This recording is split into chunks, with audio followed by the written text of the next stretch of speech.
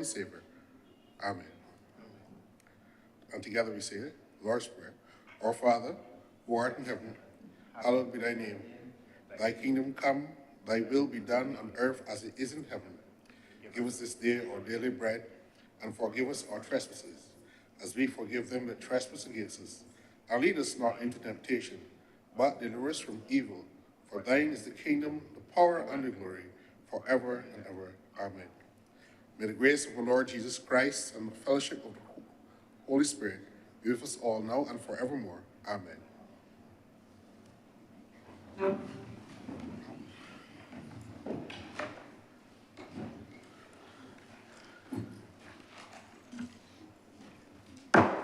The Senate is in session.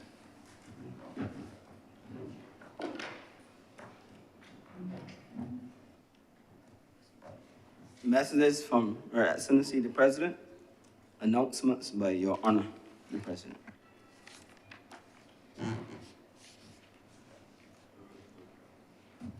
I've received apologies for absence from a number of senators, many of whom are overseas or otherwise engaged. Senator Malalu, Senator Drakes, Senator Cannon Dr. Rogers, Senator the Most Honorable Dr. Walcott, Senator the Honorable Chad Blackman,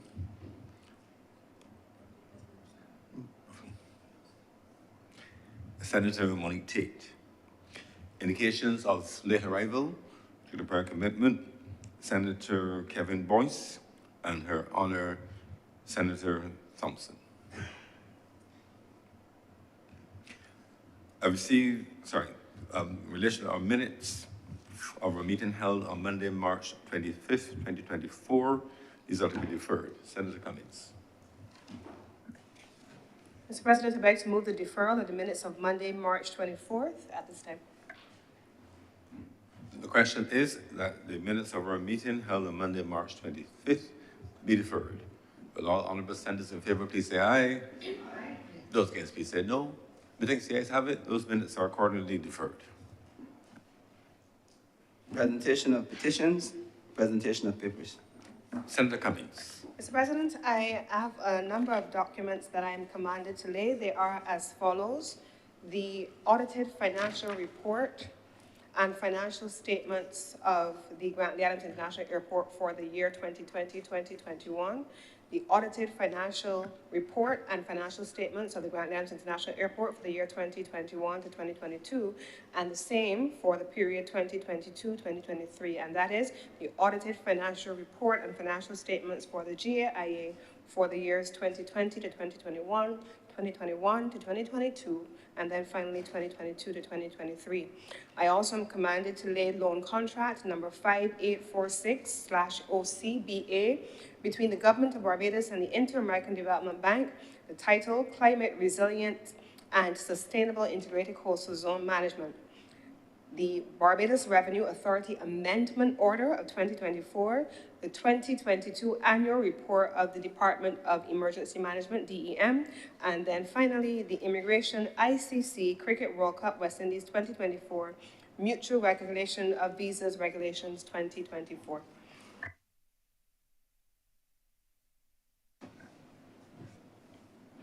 Reports from select committees, questions to ministers, request for leave to move the adjournment of the Senate on matters of urgent public importance, statements by ministers or parliamentary secretaries, personal explanations, motions relating to the business or sittings of the Senate, moved by minister.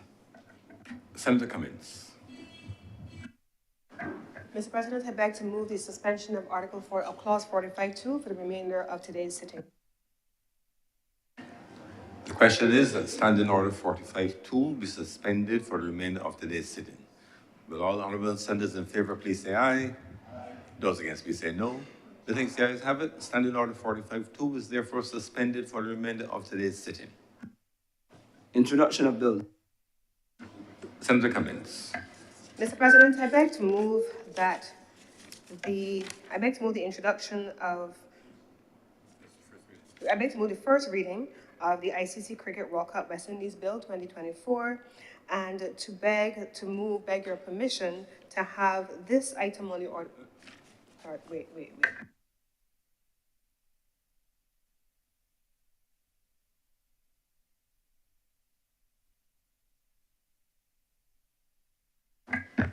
So the first reading of the ICC Cricket World Cup West Indies Bill 2024 and the first reading of the Visiting Police Forces ICC Cricket World Cup 2024. The question is that the ICC Cricket World Cup West Indies Bill 2024 and the Visiting Police Forces ICC Cricket World Cup 2024 Bill 2024 be read the first time. Will all honorable senators in favor please say aye? Those against please say no. The things the ayes have it, those bills are accordingly read a first time. Public business, sir. Public business is now the order of the day. Order number 3, in the name of Senator Dr. the Honorable Chantal Monroe-Knight, Minister in the Prime Minister's Office, to move the second reading of the ICC Cricket World Cup West Indies Bill 2024. Senator Dr. Monroe-Knight. Mr. President, I beg permission that the two items on the order paper, the Visiting Forces ICC Cricket World Cup 2004 bill, on the order paper item number 4, and as well the ICC Cricket World Cup West Indies Bill 2024 be taken as a cognate, as both of these matters relate to facilitation for the Cricket World Cup.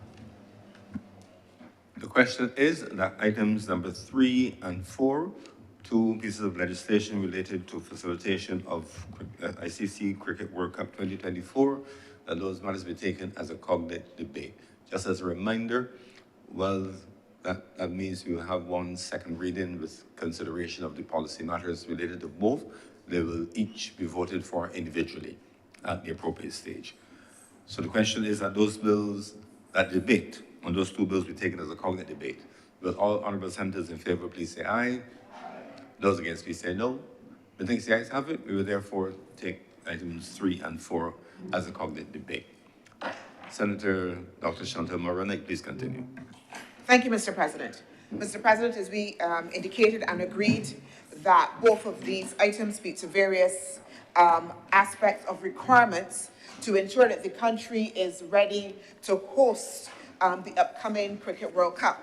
In particular, the bill Visiting Police Forces ICC Cricket World Cup 2024 bill specifically makes provision that any visiting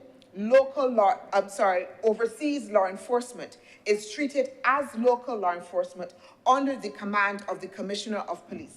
Mr. President, I want to make it clear that this bill makes provision, if need be, for us to employ or have extra law enforcement personnel on the island in the event of any circumstance. So the bill is trying to ensure that we will have in place all of the necessary security facilities, personnel, and human resource that there is. Mr. President, as we would have heard in the other place, Barbados, as we previously hosted in 2007, the finals, and 2010, did not necessarily need extra police force, but we are in a different time. And therefore, this bill seeks to ensure that we do have that provision should we need it as well. Mr. President, the other bill, which is in relation to the ICC Cricket World Cup West Indies bill, really speaks to the logistics of the rollout of the Cricket World Cup. In particular, it notes that the stadium, as they called in the bill, which is Kensington Oval, will be under the complete authority of Cricket West Indies.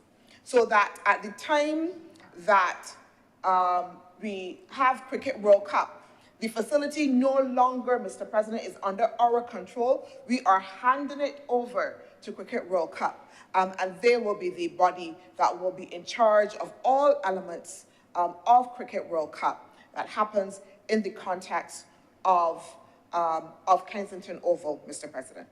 Mr. President, we do not believe that these matters are contentious, there is sufficient precedent for these, Mr. President, we would have had similar bills, similar pieces of legislation as the country, as I would have indicated previously, would have hosted previous World Cup in 2010 and the finals as well, Mr. President.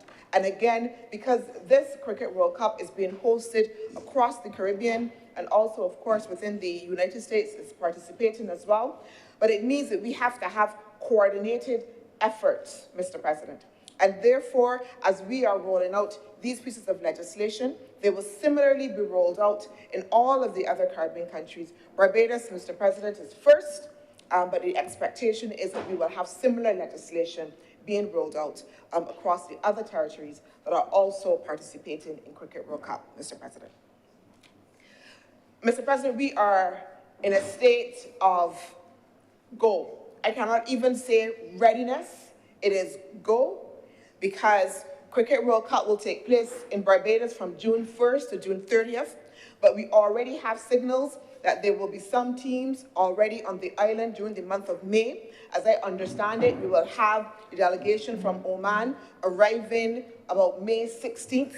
They're already signaling that they're looking forward to playing some practice matches, which I believe, which I think we would all agree, is good for us, good for the island, that we would have our cricketers exposed, again, to being able to play against teams that are participating in the World Cup. So it is really, Mr. President, go time for the country. And in the context of it being go time for the country, Mr. President, we know that for us in Barbados, cricket is more than just a game. I think that those of us who really understand cricket, who understand the history of the game, but not only the history of the game, but the history of our development, would have made the link, of course, with C.L.R. James's book, Beyond the Boundary, and understand that very much that the socio-cultural, social-political, and socio-economic makeup of this island is also bound in the game of cricket. That cricket is not just about the bat and the ball, but cricket is about a game of resistance and resilience. And that is one that is very bound up in the history and the trajectory of Barbados. And it is also as well, Mr. President, noted that this Cricket World Cup, as I said, taking place in June, comes at a time when we are still celebrating our status as a republic. And it comes as well at a time when we are also celebrating the season of emancipation. And again, that would only mean something if you really understand cricket in history and if you really understand the fundamentals of what it meant to see those men, particularly in that era, step on that field, wearing that white, and bowling and batting. So that, Mr. President, and for Barbados as well, there is a special relationship with cricket and with West Indies cricket. I am sure my fellow Senator, Gregory Nichols, will expound on this, but certainly we know that Barbados has given the world the 3 W's, we've given the world cigar fuel sobers, Mr. President. There was an article that I came across in 2022, written in the Guardian newspaper, where the commentator, Alan Martin, was suggesting that Barbados has a claim to be one of the most productive cricketing nations per capita. Essentially, he was saying that if you look at all of the great cricketers, all of the cricketers who have emerged, the large majority of them came from Barbados. Mr. President, he went on to quote some stats that suggested when you look at those cricketers that played against England, he was saying that 98 of them, he quoted, he said 385, Mr. President, on a list. And out of that 385, 95 came from Barbados. So that we have that history, that profound history that ties our who we are and our development to cricket across the West Indies, but for Barbados especially, we have an important relationship. We have a special relationship. And therefore, it is no wonder that as a government and as a people, we would want to put our best foot forward as we prepare to welcome Cricket World Cup here in Barbados at this particular time. Mr. President, I am told that there was a final inspection that was done by the ICC and also as well Cricket West Indies. And in terms of all of the metrics for readiness, that Barbados, I'm pleased to report, was way in advance of the other locations within the region. And again, that is important because we also recognize, Mr. President, that we had a mere 9 months, Mr. President, to be able to put together all that was required to fast track what was needed in order to make sure that Barbados would be prepared. A mere 9 months to do it. And we are doing so, getting high marks for it, and far in advance of our neighbors who are also preparing, Mr. President.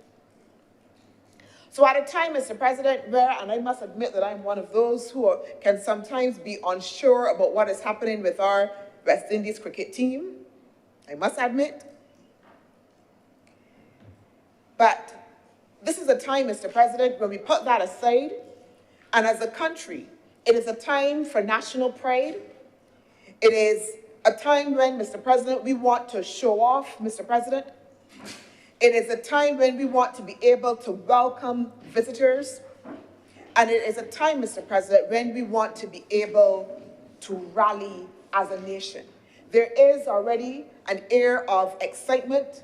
We saw, Mr. President, pictures of all of those who went down to Kensington to try to get some tickets. Yes, they unfortunately had to wait in lines due to technical difficulties. But, Mr. President, they stood, they gathered there for love of game and love of country, Mr. President. Mr. President, there has been a lot of unfortunate hue and cry over the work that this government is undertaking to make sure that the country is ready to make sure, as I said before, that we put our best foot forward, to make sure that we can welcome our visitors and to make sure that we have fit-for-purpose facilities across the island.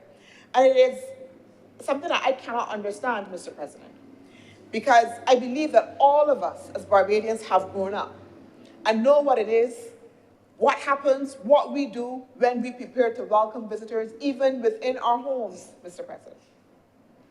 Mr. President, you spruce up, you clean up. If you know they're coming in advance, you put down a little something so that you can have a little bit of extra groceries. You buy new bed sheets. You clean up all the things in the house that you have.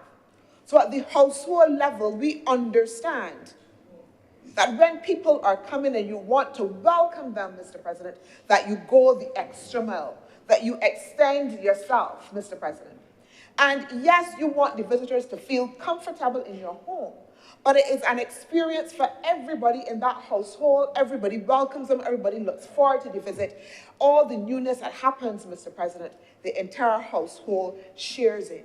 And it is a similar experience that this government, Mr. President, is having as we build out our readiness for World Cup 2024. And Mr. President, from the very beginning, when we started this process, and I did not participate in all of the meetings, but just a few of them, as we were preparing to put together the bid documents. And there were some core questions that we continually asked ourselves as we prepared our bid. And those questions had to do with, one, how are we going to ensure the average Barbadian benefited? How are we going to ensure that the average Barbadian saw themselves as being a part of this Cricket World Cup experience? How, Mr. President, are we going to ensure that we leveraged everything that we have as a nation? How are we going to ensure that we leverage that national pride, Mr. President, innovation, all of the elements that make Barbados what it is in our hosting of Cricket World Cup? So that the design of Cricket World Cup, the very design of our bid ensured that we inculcated those elements, Mr. President, to ensure that the Barbadian people will be able to benefit. Enjoy cricket, as I said before, because of that sentimental, that sentiment that we have with cricket, but also as well be able to reap the economic benefits from the hosting of the various matches that we have in Barbados, including the finals. Mr. President, so that even as we heard all of the noise and you know, all of the cries and the blustering about what is happening, one of the things for me that seemed to get lost in the discussion and the debate fundamentally is, like I said before, people. Yes, we're building out infrastructure, but we aren't building out infrastructure for infrastructure's sake, Mr. President. It is about people and the benefits for people, Mr. President. It is about the fisher folk in Oistins, Mr. President. It's about people like Pat and Eddie and Sharon and Michelle and Natasha. People, Mr. President. People, Mr. President.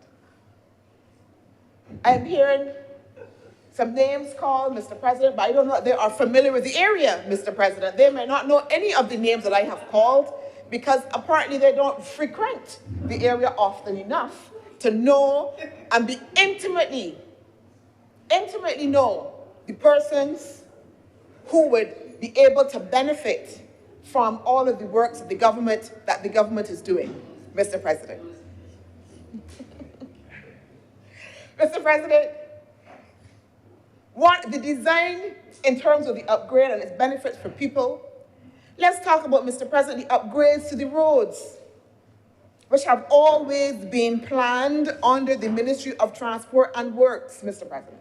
Mr. President, 9 months to prepare for this.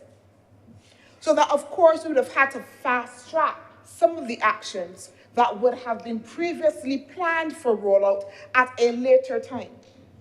So these plans did not drop from the sky all of a sudden, but part of government's ongoing agenda to build the infrastructure, one, yes, in terms of roads, but also in terms of Oistins, also in terms of Speightstown, also in terms, Mr. President, of 6 roads in St. Philip, always on the agenda. But as we prepare now for World Cup 2024, the government has fast-tracked these areas so, again, that we can be able to ensure that citizens and visitors during this period then are able to fully enjoy the experience. But importantly, Mr. President, it is the Barbadian public that benefits and that will benefit from the enhanced roadworks across Highway 7. It is the Barbadian public, Mr. President, that will enjoy and benefit from the roadworks across Bridgetown, Mr. President, and all across Barbados. It is the Barbadian public, Mr. President, that will enjoy. The hosting of Cricket World Cup will not only boost tourism, Mr. President, it is anticipated that we will have over $20 million spent on accommodation alone. $20 million on accommodation alone. And that is not just hotel accommodation, Mr. President, that's Airbnbs. That's the little man who put on a little piece there to be able to welcome visitors. That's the average Barbadian, Mr. President, that will be able to also get a share of that pie of that 20 million. But that 20 million in accommodation is but one part of a larger pie, Mr. President. It is anticipated, again, that based on ticket sales that we have, based on what we are seeing in terms of accommodation, and the fact that people have to get transport, Mr. President, they have to eat, Mr. President, they will go out, Mr. President, and party, Mr. President. They will undertake a number of different activities while on the island so that we can see then a tripling of those benefits, Mr. President, throughout the economy. But that is not the only big benefit of Cricket World Cup in terms of just tourism. because there are a number of benefits as well for entrepreneurs. And as I began, Mr. President, by saying, it is a deliberate design by this government to make sure that the average Barbadian, the ordinary Barbadian, is able to participate, and in particular, our entrepreneurs. So that as part of the design, we will see, Mr. President, in conjunction with the Trust Fund Loan, Fund Access, and the Youth Entrepreneurship Scheme and the Barbados Youth Business Trust, 6 entrepreneurs marketplace across Broad Street from the Republic Bank Junction to the Hero Square every Saturday, Mr. President, in June 2024, Mr. President.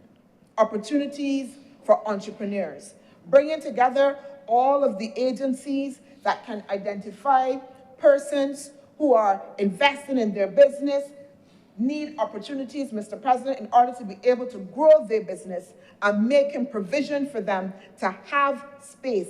That is the ordinary Barbadian, Mr. President.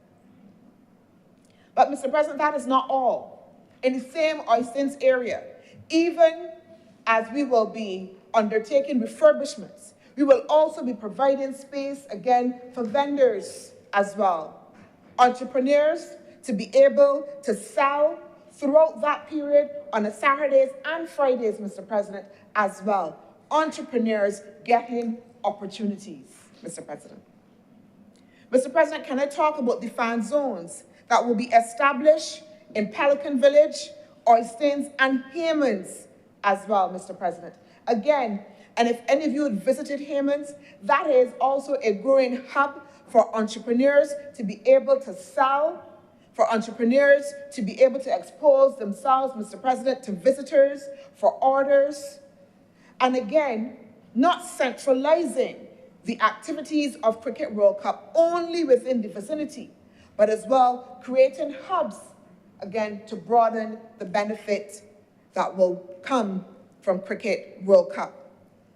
It will come, Mr. President, those benefits will come to communities, because we will also support community watch parties. If communities want to have such watch parties, as long as they are not charging an entrance fee and they're going to be free and there's some level of facilities, those watch parties, Mr. President, will also be supported. Because again, the deliberate design for Cricket World Cup, again, is for Barbadians, for people across the country to be able to benefit as well. Mr. President, we have the neighborhood project that will happen within the community in the immediate vicinity of Kensington Oval that will allow as well households to be able to benefit, many of them benefiting from short-term employment, Mr. President. And again, being very deliberate in the design, Mr. President, of what we have done in terms of this rollout. We have said, Mr. President, to ICC and Cricket West Indies, that as you seek to engage service providers, that there are service providers who normally operate within Kensington Oval, and that they should have the first right of refusal, Mr. President. And we have said this up front to Cricket West Indies. And so that means then, again, caterers, people providing janitorial services, Mr. President. People providing security services, Mr. President. Vendors who would normally be able to ply their trade within Kensington Oval and around Kensington Oval, Mr. President, will continue to be accommodated, Mr. President. So that Cricket World Cup is a national event. It is a national event. And that notion of we are doing it as a country, Mr. President, is also taking place at the level of government. All, Mr. President, of the government agencies, government departments, have been asked to play a critical role in the rollout of this World Cup. Each agency has to account for their particular area, including, Mr. President, hurricane preparedness. What will happen if we have rains, Mr. President? If we have a sudden storm, Mr. President? If you've been watching all of the statistics and the reports, it indicates that we are going to have a very interesting hurricane season. And so even that we are preparing for and asking the ministries to make sure that they have plans. My own ministry, the Division of Culture, Mr. President, is playing a key role through the National Cultural Foundation to make sure that we include culture. I remember, Mr. President, when I met with the local organizing committee, one of the things that I said to them, the culture and heritage is not just about the performance, that we have to ensure that when we build out and integrate culture within the activities for World Cup 2024, that we do so not in an instrumental way with, yes, people dancing and yes, people performing and holding some pom-poms, but that there has to be a way in which our visitors are interacting with our culture, are getting to appreciate our culture, Mr. President. And we are doing so through the National Culture Foundation. We'll be undertaking several activities, including, Mr. President, every day when people arrive, having a welcome of entertainers, but mainly heritage entertainers. So that's the tuk, that's the stilt, Mr. President. Those things that are part of our heritage, we are making sure is included within the build-out of Cricket World Cup, and how this country will make sure that we leverage what is the best of Barbados, Mr. President. Mr. President, I want to indicate as well that all of the infrastructure that is being built out now, again, is leverage also for later. I don't know that people realize that Barbados has also won the bid to host England at the end of this year in November.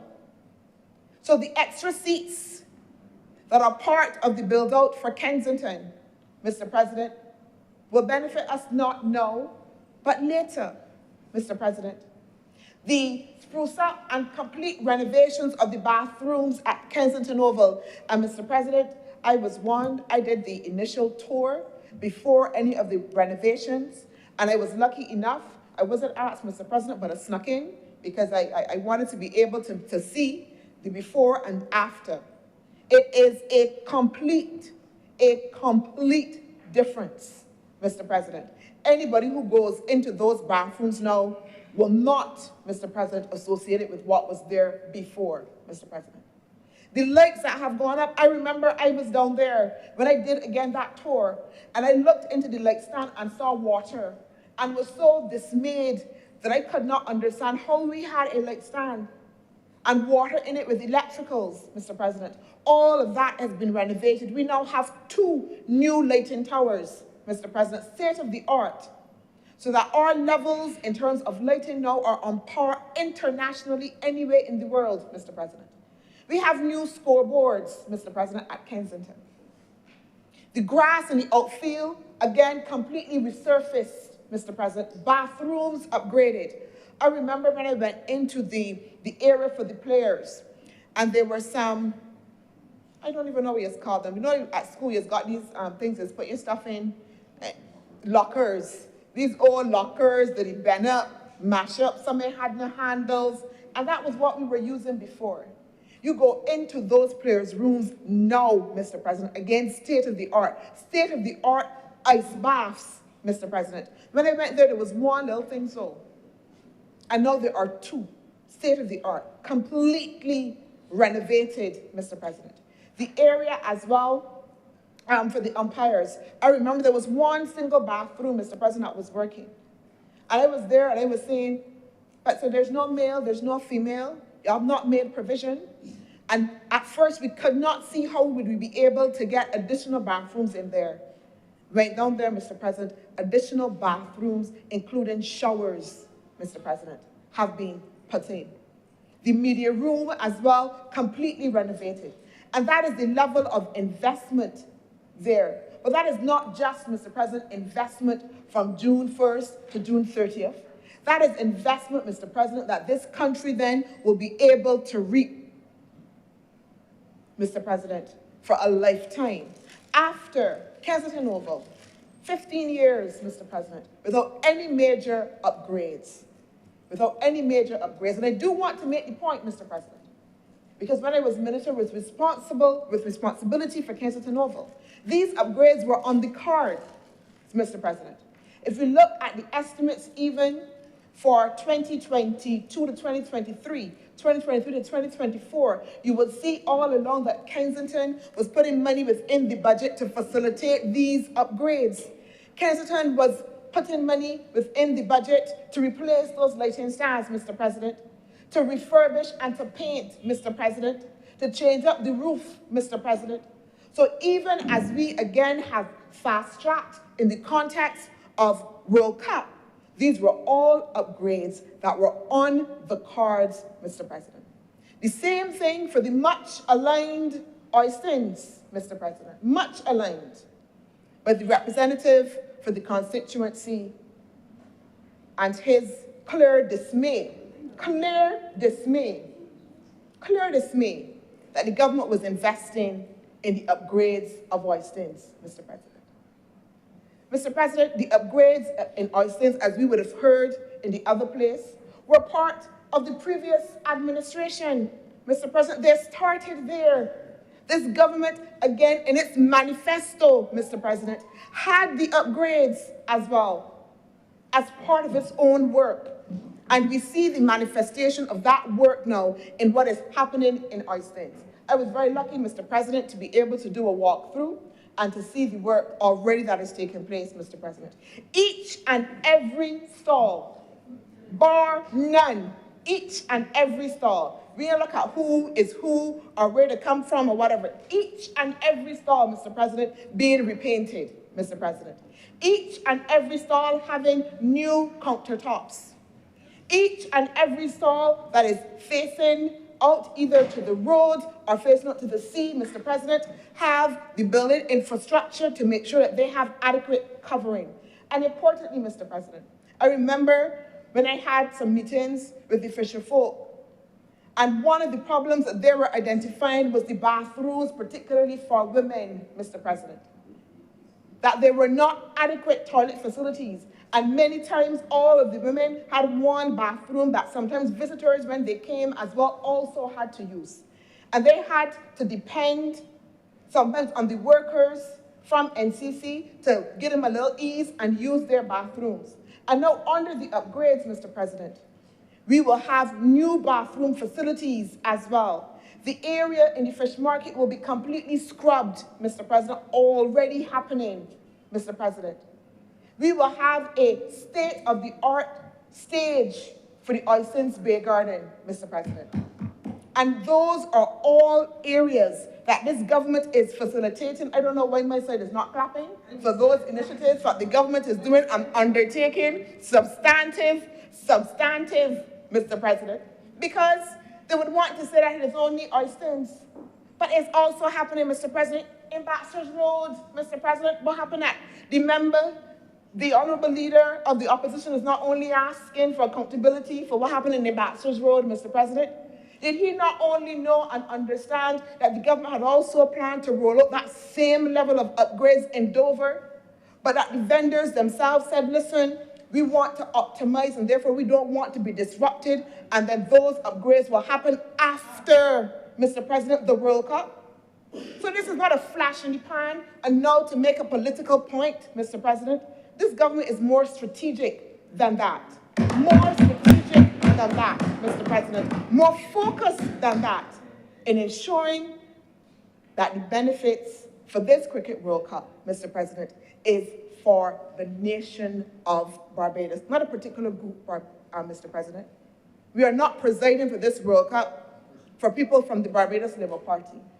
We're not presiding for this World Cup for only cricket lovers, Mr. President. We are presiding over this World Cup to ensure that the benefits economically, Mr. President, as I talked about in the context of tourism, in the context of the small entrepreneurs, Mr. President, but also as well, all of the infrastructure that is there now.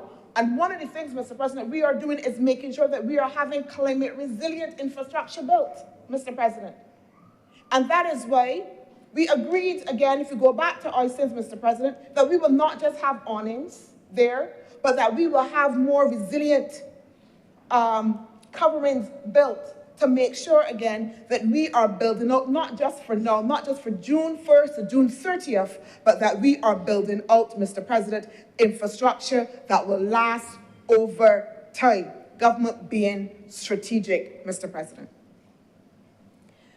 Mr. President, I also as well want to point out again that as we roll out our readiness for Cricket World Cup, that we have ensured, again,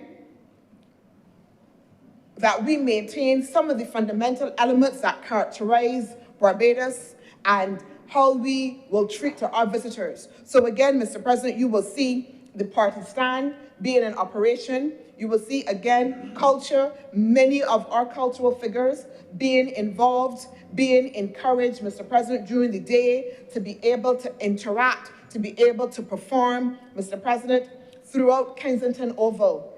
And again, ensuring ordinary Barbadians, Mr. President. We ain't bringing in nobody from overseas to come and entertain. Ordinary Barbadians, Mr. President.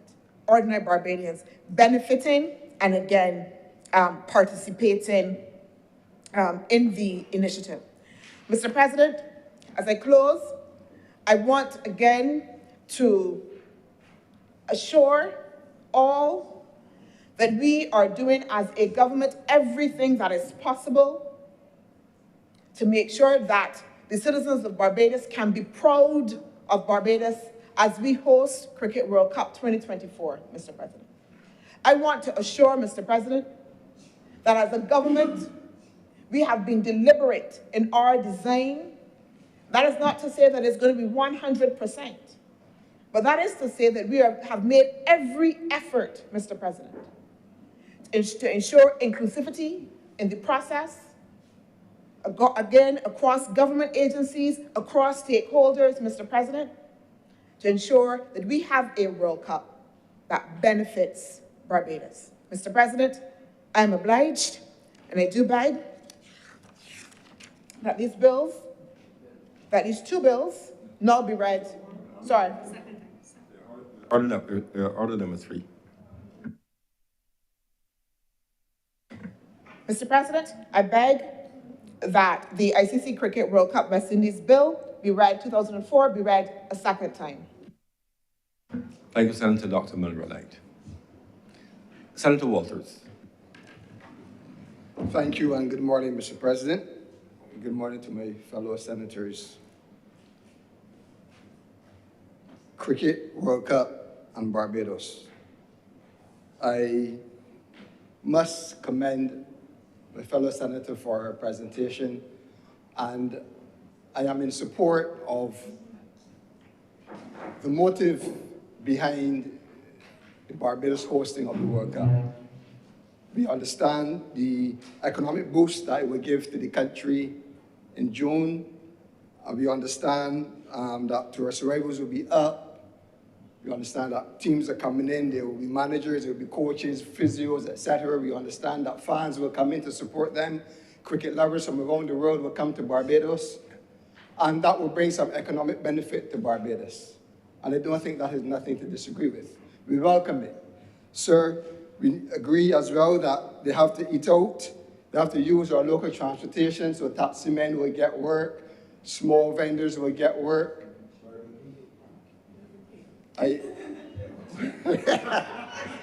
even that, Mr. Senator joking. But everybody, the economy will benefit, right? And that is what we need in this economy right now. We need economic activity. So it is something to support. We also understand, sir, that there will be employment. And when I say employment, I anticipate that there will be employment in the private sector, but it should be private sector driven, because if there's going to be expansion of tourists and so forth, private sector will need to employ a few hands as well, and that there will not be a high reliance on government to put all the jobs on the ground. So I think it augurs well for the economy and where Barbados wants to go, at least in the short term. We benefit also too, sir, extends to Barbadians who love to be part of history. who will want to be at the Mecca, who will want to be at Kensington Oval for the final. As you're well aware, tickets are on sale, and who can afford will be buying tickets or have already started to buy tickets. I would anticipate that somewhere down the line that there might be some subvention to maybe make some of the tickets cheaper to some Barbadians, etc. I'm not sure what the government's plans are, but I believe that that will be welcomed as well. But sir, because we support the concept and notion of the Cricket World Cup, it doesn't mean that we can't ask questions. It doesn't mean that the Barbadian public must just accept everything that is being promoted by the government. And it is fair, sir, to ask a few questions and to ask the government to be accountable for the investment that is being made with taxpayers' money on behalf of the taxpayers. And we are well aware of the $50 million loan, and it's not to rehash what we already know, but it's to ask for some accountability and some transparency.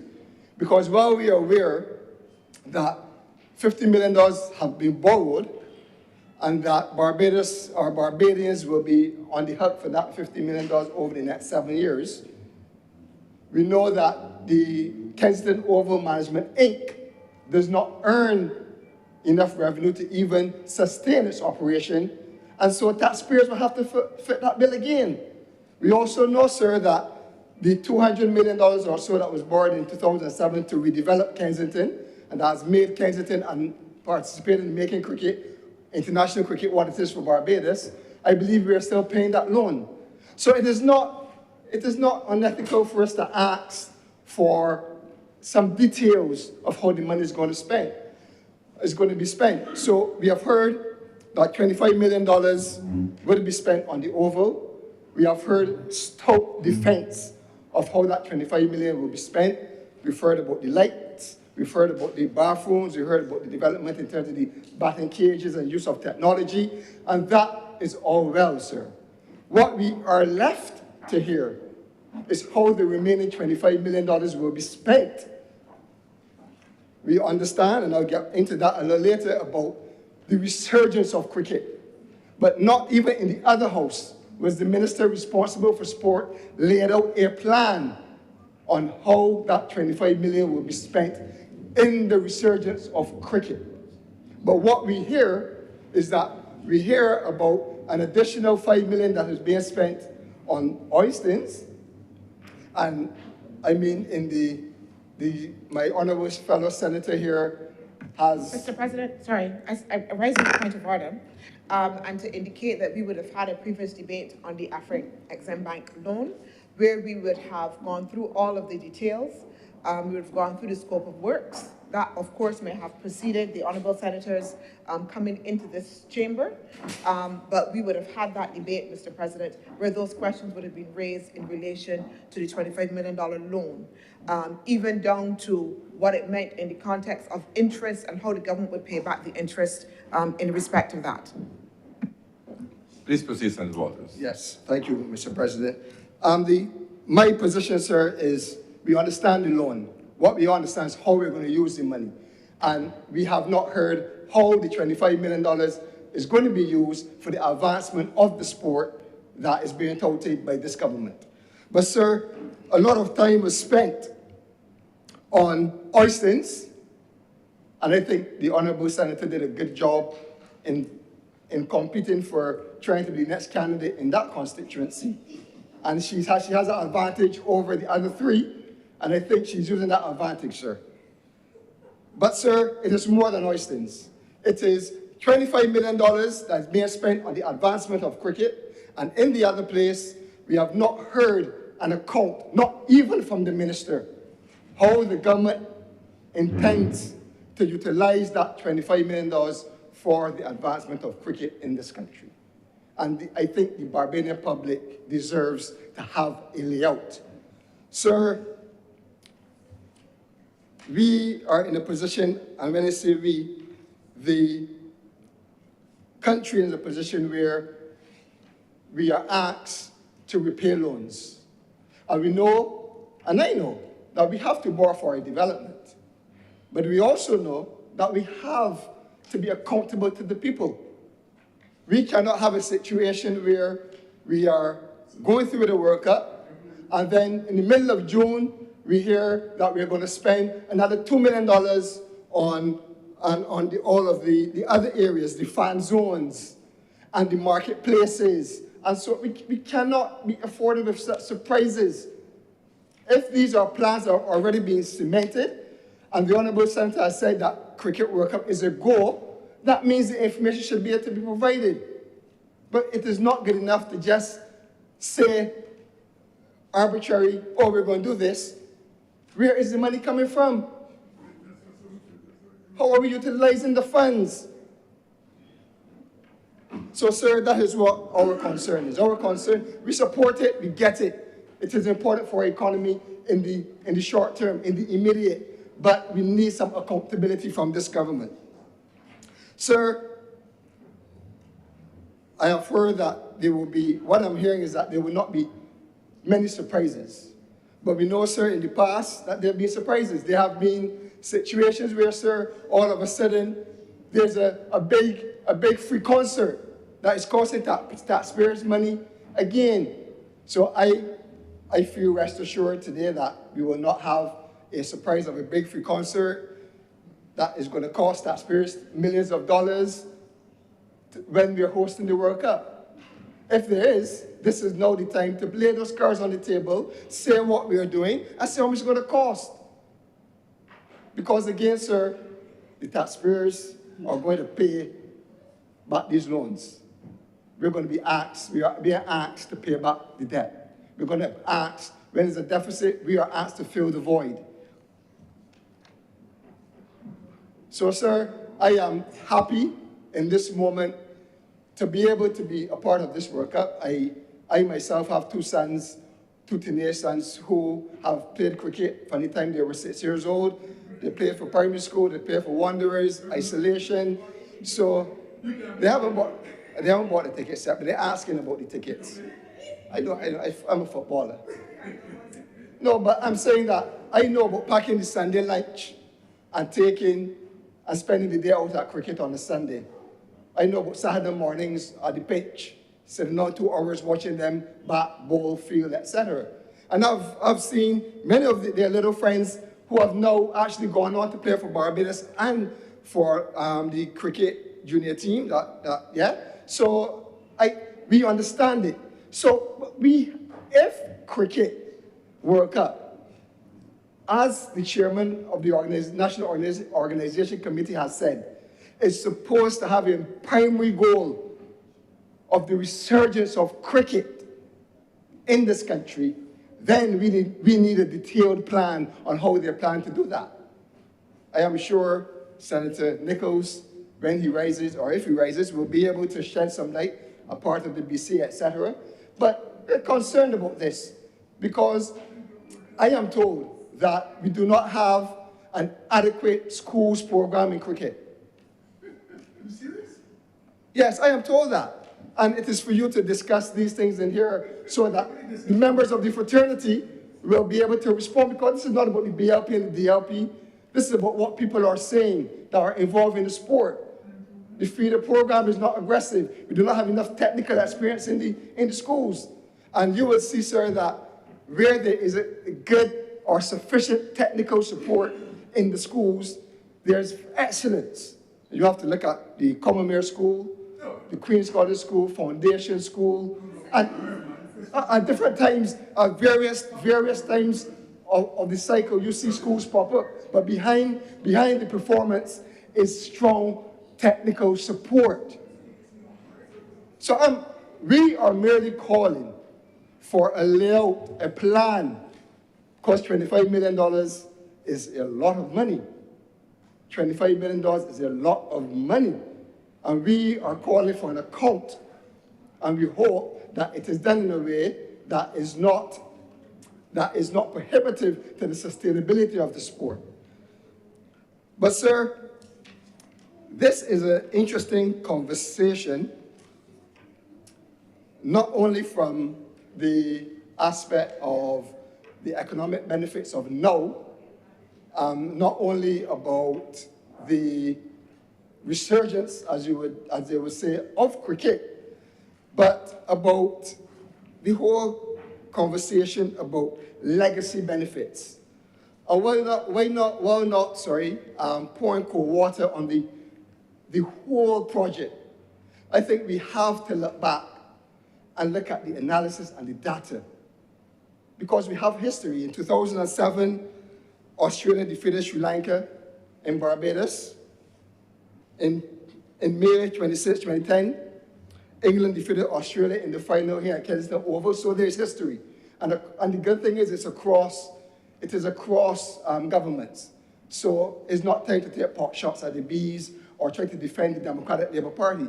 I'm saying we have a history now of 2 World Cups that we now have the opportunity to look at the data and look at some of those legacy benefits, because we can't just be talking, well, no, we have to start to talk facts. And once we look at the data, it will start to give us some idea of how well we've been doing when we compare to some of the targets and the goals and the legacy, and then inform us on how we should approach these things in the future. Because it is not only about infrastructure, which I don't think that taxpayers should have to wait for World Cup to speed up infrastructural improvements. There should not be a correlation. If the roads need fixing, we should fix them as a government, right? So it is about how do we start to look at the data, the history, and start to have this conversation about the legacy benefits of a country. I draw your attention, sir, to some data from the Barbados Statistical Service. And we look at the tourist arrivals over the period of 2008 to possibly 2012. And the stayover passengers 2 years after the 2007 World Cup were 8% below 2007. The overnight visitors in 2012, 2 years after the 2010 World Cup, had increased by 0.77% of 2010. Right? So, sir, I bring to your attention that we have not been successful in the past to say firmly that we have created a legacy benefit from hosting the Cricket World Cup in tourism. We have seen a spike in the tourism numbers in the month of the hosting of the World Cup. In April, in 2007, in April, that had the highest arrivals for the month. In 2010, however, May had the 6th highest stayover visitors for the year. So, sir, I'm saying in a macro picture, these are things, this is analysis that the government must take into account. Not as a negative, but how do we fix it? How are we marketing the event? How are we ensuring that people are returning? How are we actually getting the attention of persons that come to Barbados? Or is it that these persons are just traveling for cricket and they're not normal leisure travelers? They're not persons that want to come for sea and sun and so forth, because that could be the case.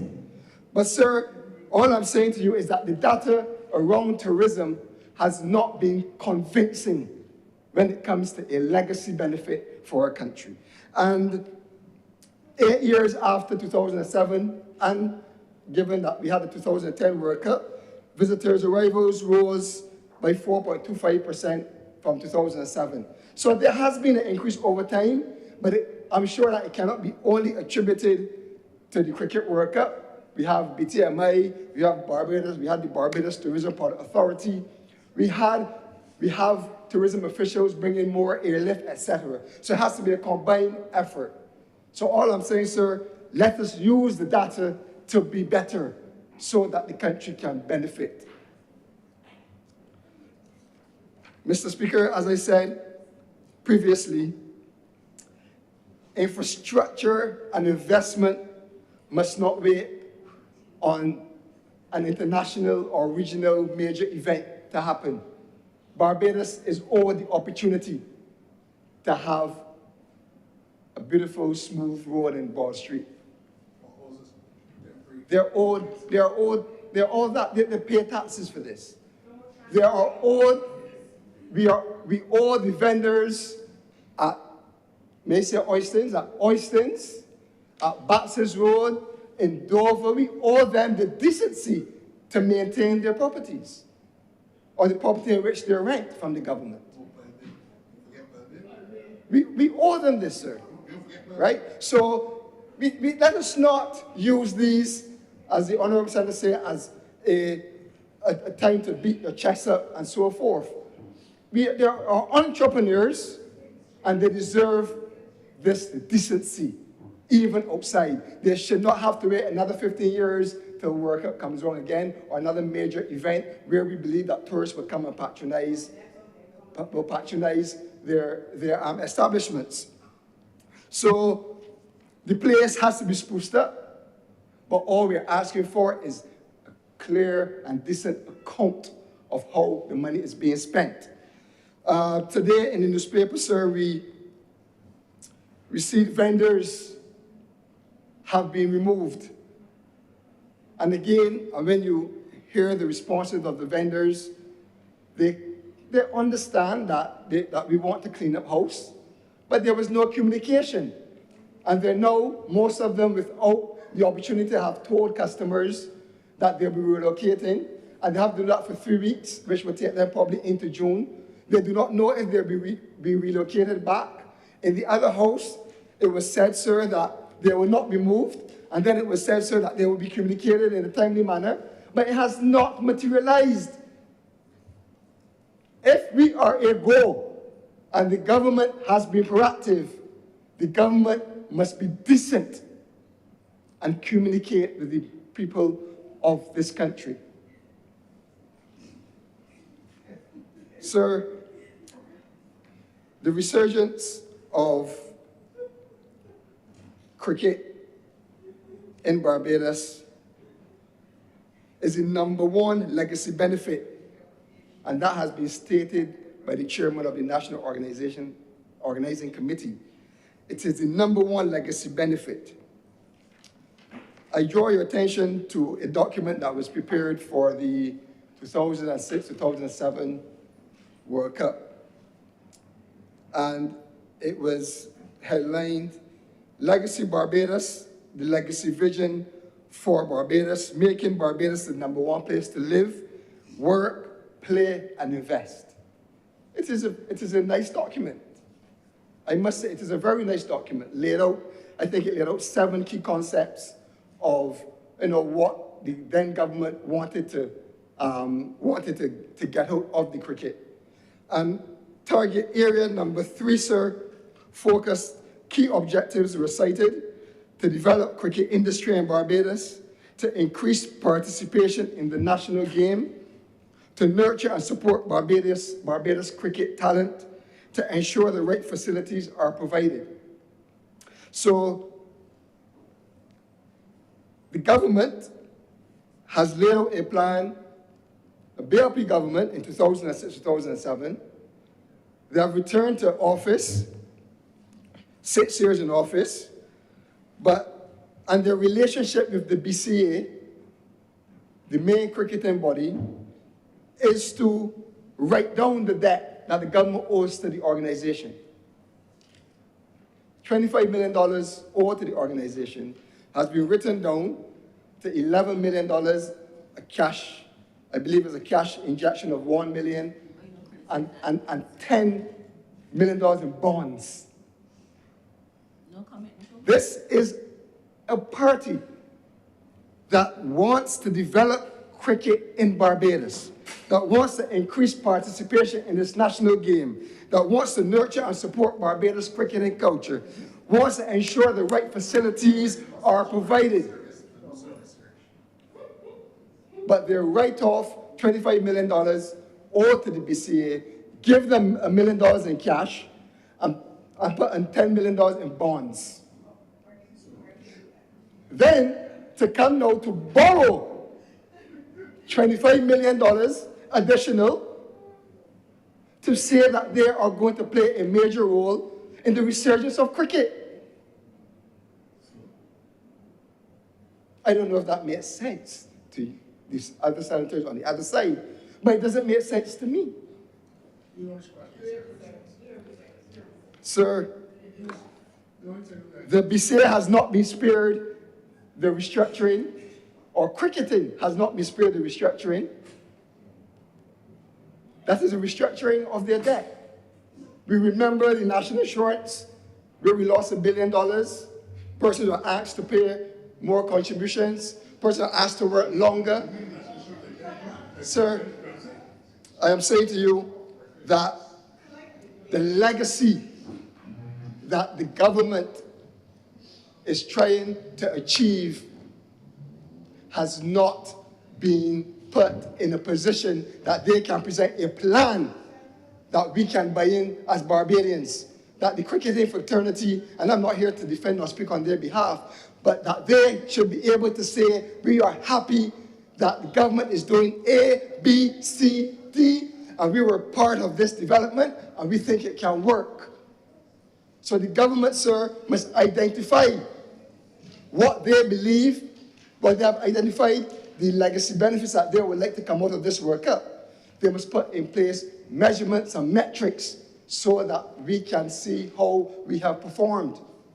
Because it is not only about a 6 and a 4 and who gets to the finals. It is about the resurgence of cricket. It's about our young boys are able to go out and play decent cricket, to develop their skills, and to become something of themselves. To go overseas, and girls, yes, to go overseas and represent a county club, to represent the country. We have Barbados playing in other national teams, even in this World Cup. So this is something that is very, very important to cricket. I agree, but we need to have to see the plan that says that the government knows what they are doing, that they actually do have a plan. So, sir, as I sum up, we support it. We support cricket being here. Barbados is a cricketing nation. You do not bring international cricket to the Caribbean and do not play at Kensington Oval. I understand that. We understand that. But the legacy of the cricket is not predicated on oysters. It is not predicated on flights in Kensington only. It has to be on a clear plan on the resurgence of cricket. And I think that a part of this conversation, sir, has to be, is it sufficiently organized? We have an organization called Kensington Oval Management, Inc., who is supposed to be responsible, from my understanding, for the marketing and the revenue generation of the facility. Then we have the Barbados Cricket Association, who's responsible for the pitch and the grounds. But how do you explain that you want to put cricket on the pinnacle, knowing its importance to Barbados, and you sometimes have a dilemma where you have to choose between a show and a cricket match? Are you aware, sir, that there is no local final that is played at Kensington Oval? No local final that is played. So you can imagine, I witnessed an under-17 cricket final a few months ago, which my son participated in, and it was played on a small ground. Where is the aspiration for our cricketers to say that they have played against the Oval in the final? What happens to the little boys that are looking on and aspiring to play at Kensington as part of their cricketing journey? This is not about self or about party. This is about the future of our young men and our young girls. the ability for them to earn a living and send even foreign exchange in Barbados. The ability for us not only to host matches, but to say to our locals that we are truly a cricketing nation. I've seen a tour of the trophy, is it? Going around, nice social media, etc. Where are the little cricket bats and balls in our communities? I have driven through St. Michael Northwest, and there's nobody batting or bowling in the road like in the old days. When they have international games, you used to get footballs, cricket balls, basket, whatever is happening. You would furnish the communities with some things so that the youngsters will participate. That is cricket. That is cricket. But we hear plans of community cricket. We hear plans in the budget of community cricket. But what the cricket needs to be sustainable is we need a strong schools cricket. That is what I am told. But sir, I do not know if the government wants to deflect from its current trajectory of its legacy. A legacy, sir, that is of borrowing, a legacy that is now of interest payments that almost meet the wage bill of the government, sir. A legacy that has runaway inflation for the last 6 years. The inability, sir, of a tourism ministry that is finding it difficult to get levels back up to pre-COVID levels when other jurisdictions have done so. Sir, a legacy of spending on excessive travel, sneaky deals behind the backs of citizens. We know about the COVID. No, you please withdraw and move on. Okay, sir. Sir, a legacy, a distraction of a legacy of things that Barbados are opposed to now. Sir, the 1,200 jobs that have been promised to the people of the residents of the city, we have not, I am told that they have not materialized as yet. I'm not sure if they are still in progress or in process. We hear about the volunteers that are needed. I would want to ask the government to follow through on this promise that it made nationally on the jobs and opportunities. I heard about some of the opportunities for the residents of the city, and I hope that all the opportunities that have been touted come to pass for them. But sir, we encourage Barbados and the Caribbean, and we, in terms of hosting, we wish our country well. We encourage Barbadians to participate when necessary, support our local vendors, come to the cricket matches, be on our best behavior, and let us show the world that we are a world-class destination. Sir, with those few words, I thank you. Thank you very much, Senator Walters. Senator Mr. Maynard. Thank you, Mr. President. Mr. President, I apologize for being late because I arrived late, Mr. President. But it was in time to hear Senator Chantel's Morrow-Knight's introduction of this bill. And while I'm not a biblical scholar, it drew me, sir, to St. Jerome's commentary, sir, on Paul's letter to the Ephesians. I'll read it, sir, in Latin, because I know that you'll understand it. It says, noli equi dentes in spicere donati. It means, sir, never look a gift horse in the mouth. That's all I will say on one part of it, sir. If a horse is given to you, just take it and be happy. I will continue, sir. Sir, the leader of this debate used some very powerful words. I heard socio-cultural makeup. This is all in reference to World Cup. Resilience, resistance, and emancipation. And it was the start of a discussion about the link between culture and cricket history. And that one, sir, is real. But, sir, I look around this city of Bridgetown, sir, and I've heard reference today about legacy and what should be left after World Cup and how we will use it. And as I look across the bridge, sir, at the hoarding on the pierhead, sir, I am pleased that finally that project, sir, has started, and the visitors to this country, sir, in the future might be able to visit our historic world-class screw dock and enjoy it. But, sir, I have a few concerns about some of our legacy. And I want to refer to the Physical Development Plan of October 2023. And in the Physical Development Plan, sir, there's a section that speaks to archaeological resources. Sir, and I'm afraid that you might not, while you might have had documents that requires developers to preserve our archaeological heritage, I am not sure, sir, that we are enforcing it.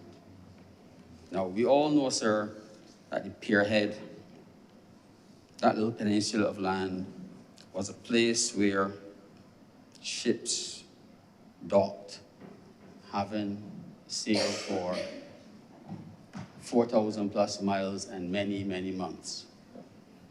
And it's the first place that our ancestors, some of them laid their feet.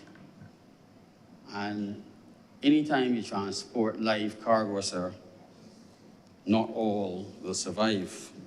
But that possibility exists. And, sir, it therefore means that there is the possibility that on that peninsula there are important remains, sir, that are within the physical development plan. There are plans, sir, and functions, sir, which government has undertaken to preserve them. Sir, and I wish in this Parliament to ask the Minister of Culture, sir, to please make sure that whatever is happening behind the hoarding will not destroy important archaeological relics, and particularly skeletal remains. I really, sir, really ask the Minister to make sure that the organizations tasked with preserving such things, the National Trust, the Office of the Chief Town Planner, and all the other appropriate agencies, and the police, make sure that if skeletal remains are present at that site, that they are appropriately protected and preserved. Now, sir, with regard to legacy, it is ironic that we will stand today to debate, as a cognate debate, a bill that includes the potential introduction of foreign police services. And we will only do that, I'm told, if it is deemed absolutely necessary. And it's excellent that we've made the plans in advance. And they've asked, what will be the legacy for our own Barbados Police Service? We will be spending significant sums of money in Oistins, a place where there's food and entertainment. And it dawned on me that when I visit our largest police complex, I noticed that, and this is no insult, sir, to the members of the Barbados Police Service, I noticed that our hardworking police officers, just as the birds fly down from the trees when the food truck pulls in, they too have to come down from upstairs to find food. And I've asked, with all the work that they will be doing, could part of this legacy involve the simple construction, sir, of a cafeteria at our largest police complex, so that all the hardworking policemen and women and civilians can find food in their place of work, just like at the Q8, sir. Because they're both essential services and they run 24 hours a day. Oh, sir, the visitors to Barbados will enjoy some of our culture, some will be fun, but there will be some, sir, that will be serious business. I walked a little bit in Bridgetown recently, and I saw or restored, I didn't go inside, or restored Jewish synagogue. An incredible piece of work and restoration. And sir, I'm pleased that the name of the gentleman who was, I would say, the major player, sir, in that restoration is involved with the Pierhead project. And I am warm to think that he, sir, will pay the same level of attention to detail with what happens on the Pierhead in terms of cultural preservation. So from that point of view, sir, I am assured, but I like to think that our government needs to make sure that the people who are tasked with doing their jobs are doing them. Now, Mr. President, 200 yards from the Pierhead, or thereabouts, there's a wall that most of us, I think, looked at for the first time when we had the opening of the square. And I have some colleagues here from Ghana, and a few of them have told me personally that they have gone to the wall and have seen their names with great pleasure. And they have all said that seeing their names made them realize that they may be visiting Barbados, but they were already here. Their bloodline is not new. It's been here for a long time and they didn't know.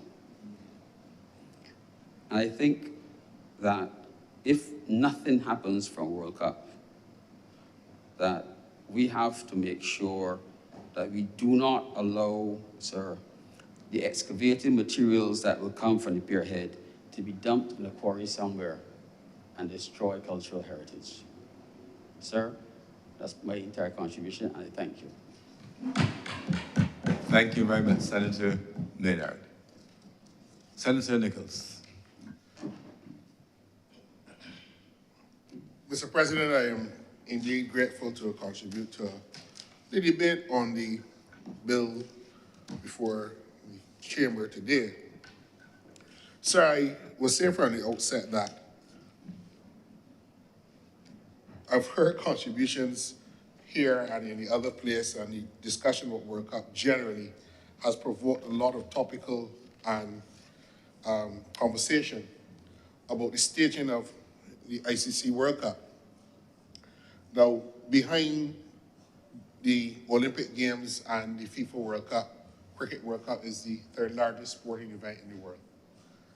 And I think that when we go outside of Barbados, we begin to be appreciative of the coveted position that Barbados is in.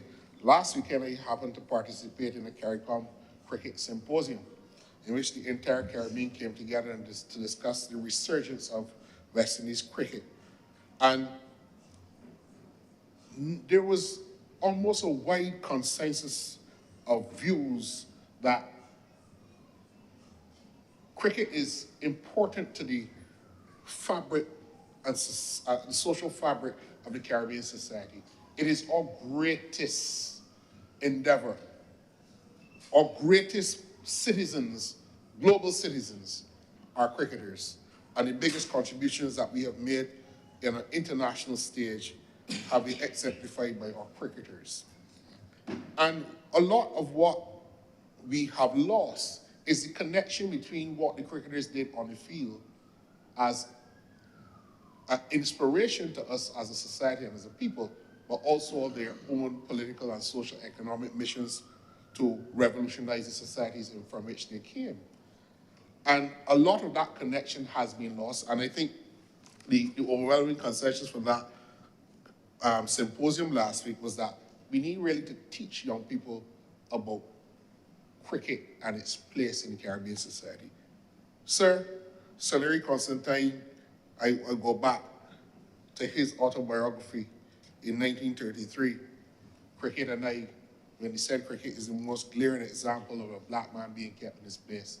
And that is the first thing we have to change.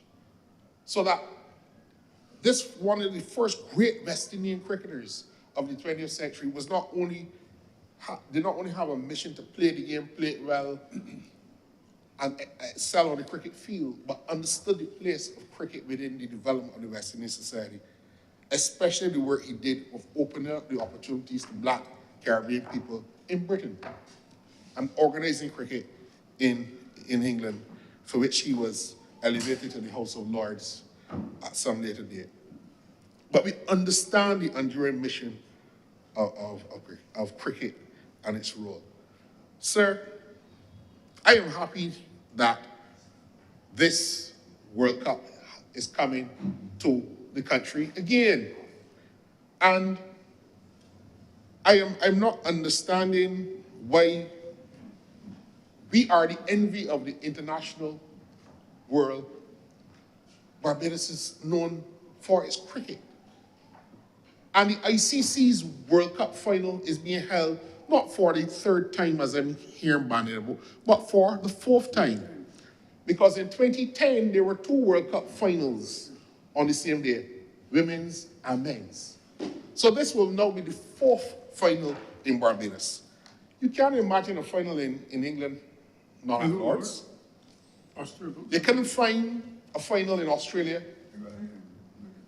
outside the MCG, and one in India at Eden Gardens, but now with the Modi Stadium, you understand that would have taken out from the people in the Eden Gardens Stadium in Chennai. But this marks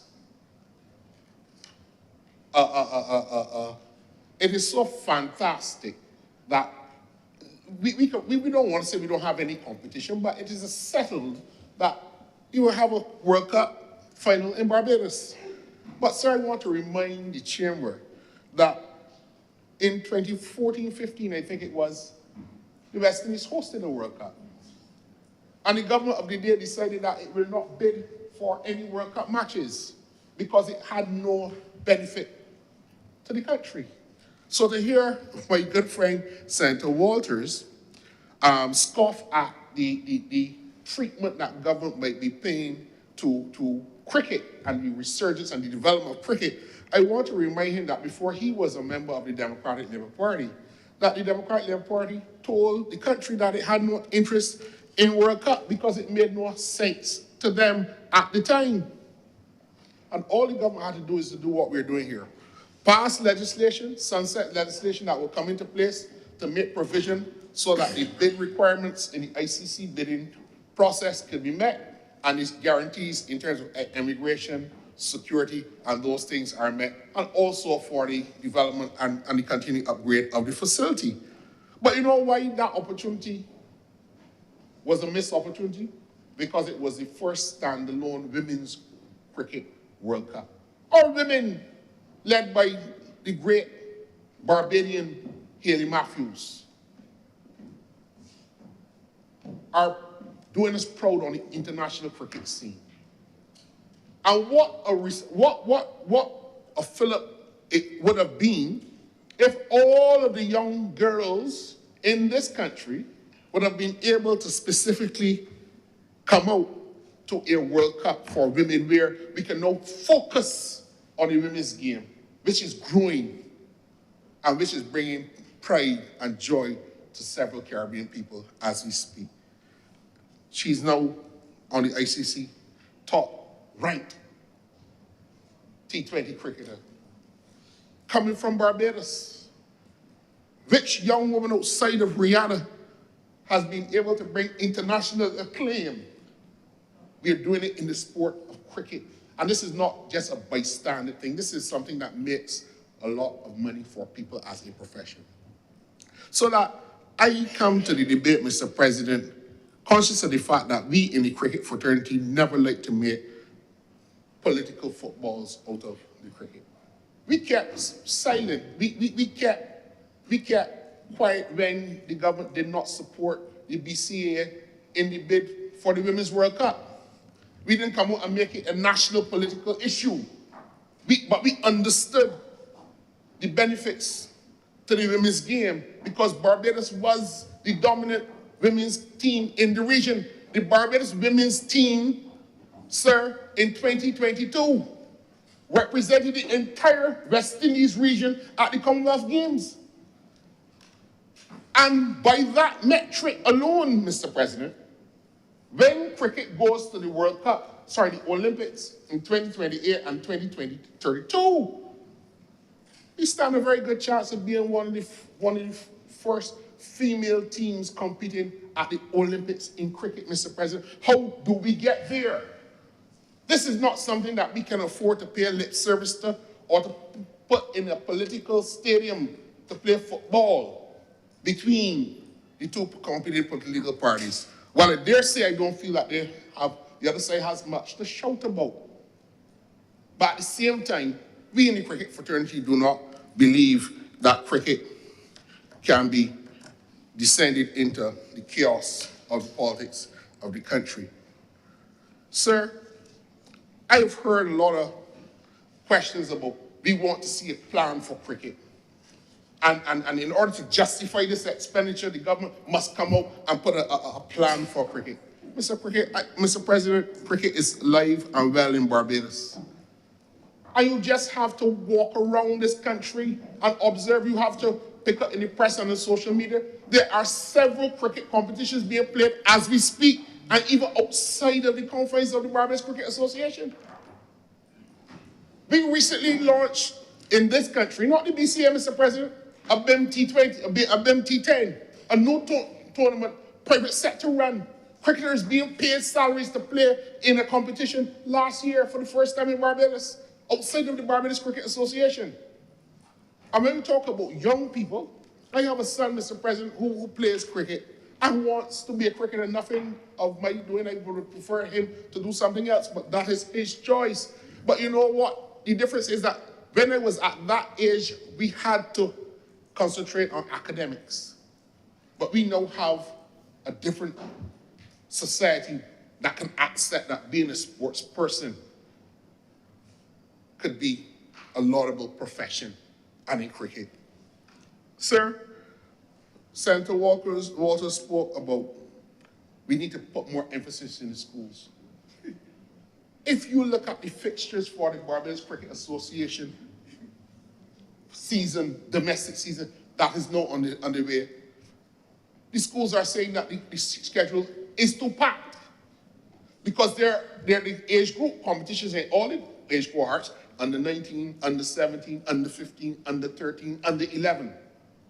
And there are also private competitions competing for space in the local calendar every year. The Herman Griffith competition is done for the primary schools. But the primary school students also play mixed with the students in the at junior level in the secondary schools in the Everton Weeks under 13 competition. And then there's the under 15 competition.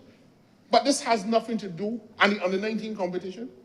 And this has nothing to do with the local cricket played and the domestic leagues among clubs and schools in the domestic season. Now, what we have to do, Mr. President, is to have a sober look at where our cricket is and where it needs to go. And one of the things that the government has recognized and said, look, we can't be talking about taking cricket forward and we don't have an indoor facility. The old Armstrong building at Kensington Oval, Mr. President, was earmarked as part of the development of Kensington Oval when it was redeveloped for World Cup in 2007. And for 10 years, For 10 years, sir, the BCA has been asking government to release that facility so we can have an indoor facility. Nothing. And we came to office, sir, to fix these anomalies in the system. Yes, we had COVID and we had to do the adjustments. The mission critical didn't allow the government the fiscal space to do these things. We are doing them now as we are getting back on our feet. Mr. President, I want to say, without being controversial or courting controversy, I was gobsmacked when I heard my fellow senator suggest that the BCA got a raw deal in the debt restructuring. And I don't know him to be a fellow that will play a short hand. But the country must be told the full truth and nothing but the truth. Kensington Oval was redeveloped for a World Cup in 2007. And there was an ongoing uneasiness between the members of the Barbados Cricket Association, to whom the ownership in Kensington Oval resided, and government which acquired large parcels of land and redeveloped the facility. So there was a joint ownership. That was settled in 2008 and 9, under the last Democratic Labour Party administration, with a lease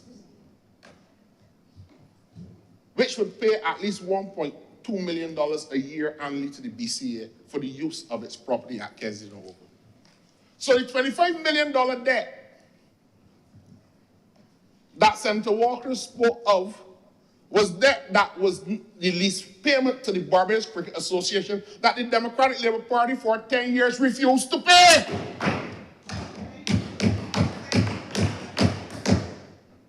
Not a penny, Mr. President, for the use. Well, the BCA had to forego its revenue for gate receipts for its own cricket and international cricket at Kensington Oval.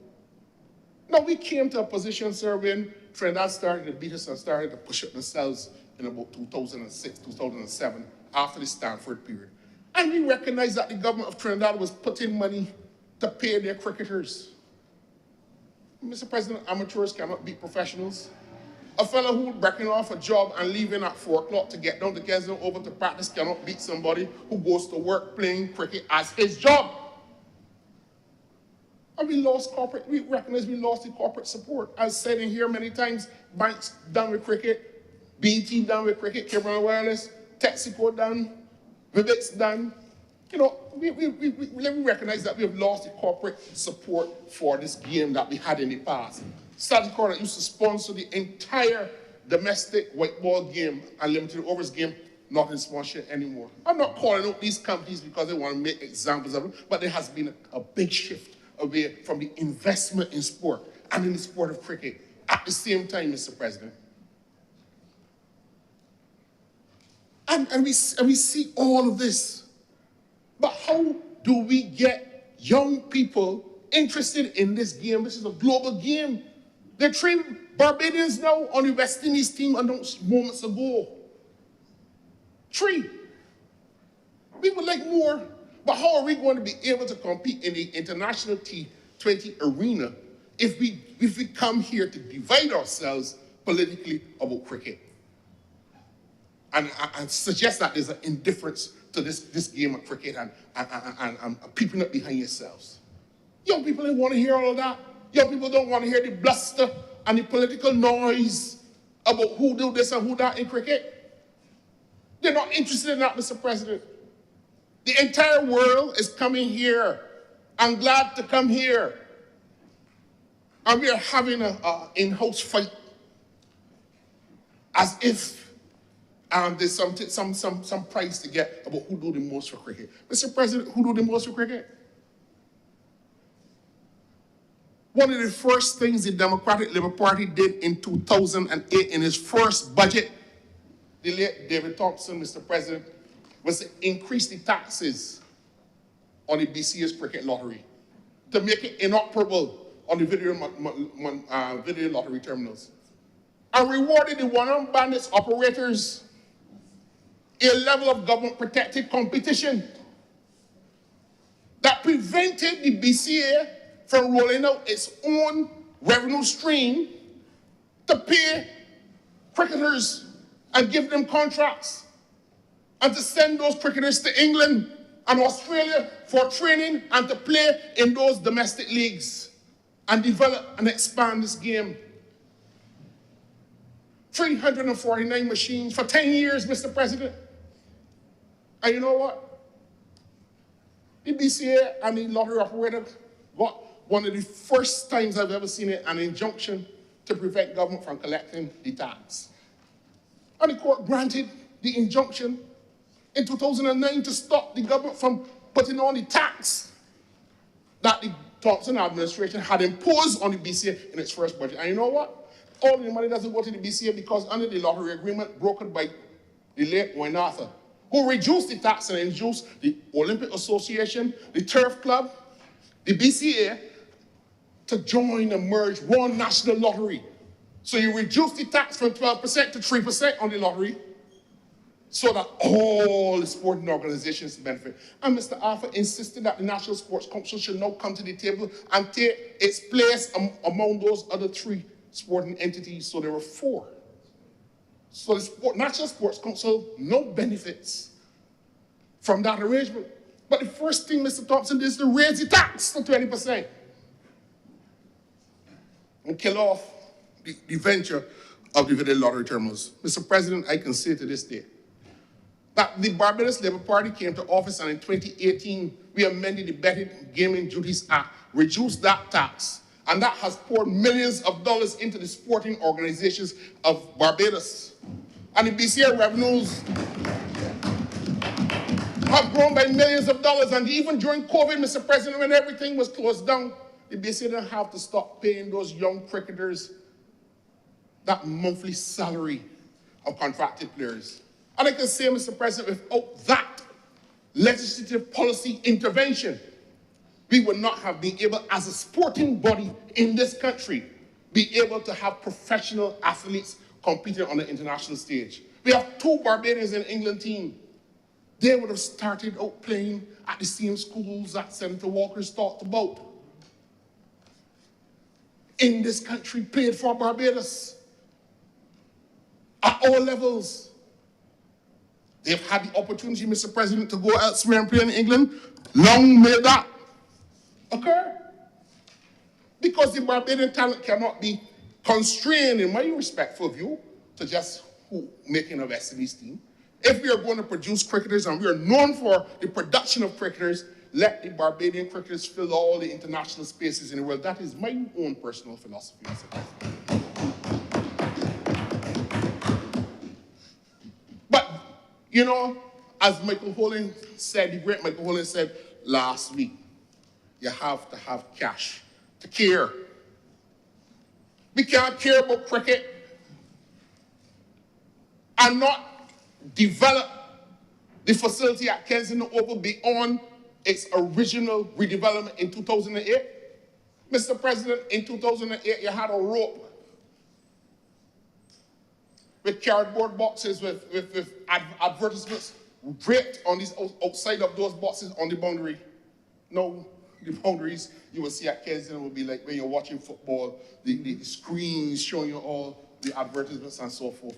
That is where the game has gone. The lights at Kensington Oval, Mr. President, you know, they talk about money spent at Kensington Oval, but the Democratic Labour Party spent over $20 million to complete the development at Kensington Oval in 2008 and 2009 in anticipation of the 2010 World Cup, because we didn't have lights. Because in 2007, when the World Cup was played, Mr. President, the times that the games were being played were suited toward the Indian market, so we were not going to have night games. We did not have any night games in 2007.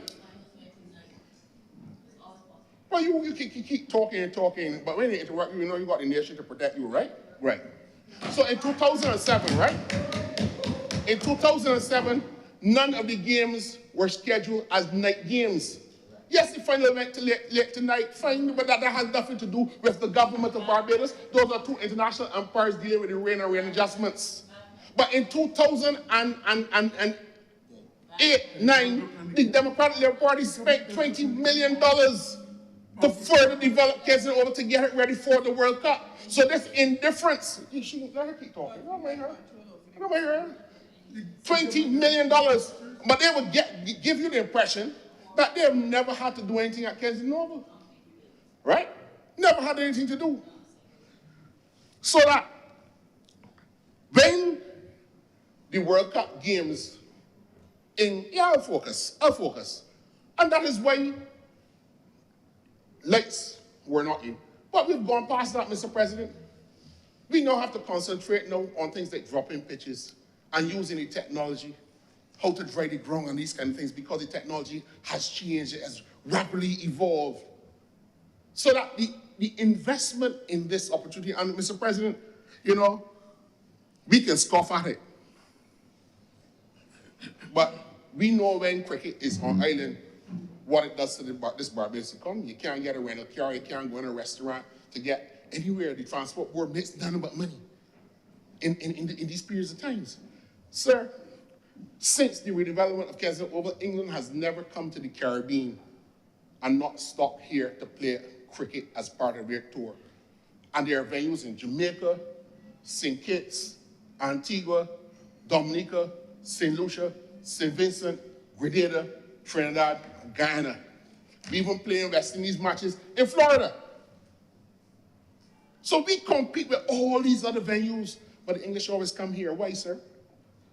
2007, 2008, 2009, 2015, 2017, 2019, 2021, and 2022. Mr. President, yesterday, the West Indies, Cricket West Indies announced that there'll be one ODI and 2 T20s between the 6th to the 10th of November this year, the English coming back again. The English are coming back again, and we understand the contribution to the Barbadian economy. So when we start to talk about cricket and its, sir, it is time we also start to have a serious conversation with the CPL, because we have the facility here. I'm not saying that they should have the funnels in Guyana every year, but the CPL will come to Barbados at some point in time. We need to have a conversation with the CPL and the Barbados Royals and start to build out that momentum for CPL cricket, because regional people travel to the CPL, which is the biggest party in sport. I am not talking about some far-fetched thing, Mr. President, like when they're bringing the fellas on the parachutes to land them on the garrison for the 50th anniversary in the sea. And in the Bayland, miss the whole garrison. I don't understand. To bring parachuters, you celebrate our 50th anniversary by bringing parachuters. One landing a tree down by the beach and one landing in Bayland. Miss the whole garrison. We're talking about something, the game of cricket, Mr. President. We're talking about the game of cricket. That scores of people come here to participate in the Gary Sobers tournament. Languished, Mr. President, for many years without proper support from the Barbados Tourism Authority under the last administration. Schools from all over the world, Australia, England, the Caribbean, come in the slowest period of the year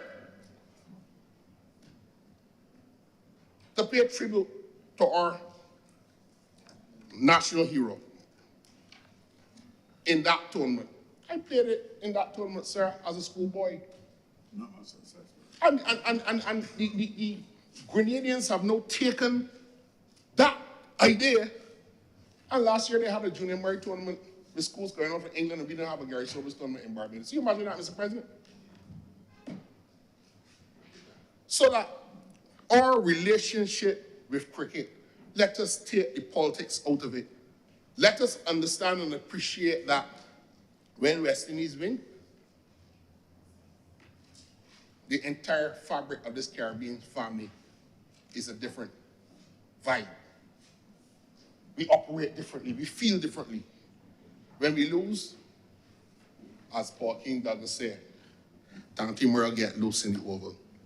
And Bajans of a certain village understand that reference, even though Tanti Merle and Paul King Douglas are not from Barbados, but we're part of one Caribbean family. So, Mr. President, I don't understand all of these things. And sir, when you speak about this debt, This NIS debt that Senator Walters referred to, Mr. President, I want to touch on it a little bit. You know that this $1 billion that they're saying that was written off is the $1 billion that the Democratic Labour Party took from people's salaries in statutory corporations and the government refused to pay any NIS. That had the country facing debt service payments when we came to office, that the country could not afford, that risked the devaluation of the Barbadian dollar, that the debt restructuring halted and was able to give us the financial space to do all of the things that they say they cannot be done. Like the roads that are being done, that they say being done for World Cup. Well, sir, I fish the Barbados Labour Party in office all the time and they have World Cups coming. Because without us having World Cup in 2008 and 2007, they criticize us when we built the roads. They're doing it again. But in between them, they had 10 years, they ain't building the roads, and they told the country potholes. To save lives. Yeah, will save lives, and you got to deal with those inconveniences. You imagine them? You imagine them speaking and criticizing these things? Let us move beyond that. Let us build a national consensus about how we will get cricket to where it needs to be and how we can mirror those advantages that we have enjoyed in other sports. How do we professionalize football and volleyball and netball and cricket, and volleyball and road tennis? Using the model of cricket, how do we infuse the methodologies that we have used to anchor this national sport for those persons who don't play or are fortunate enough to play in cricket?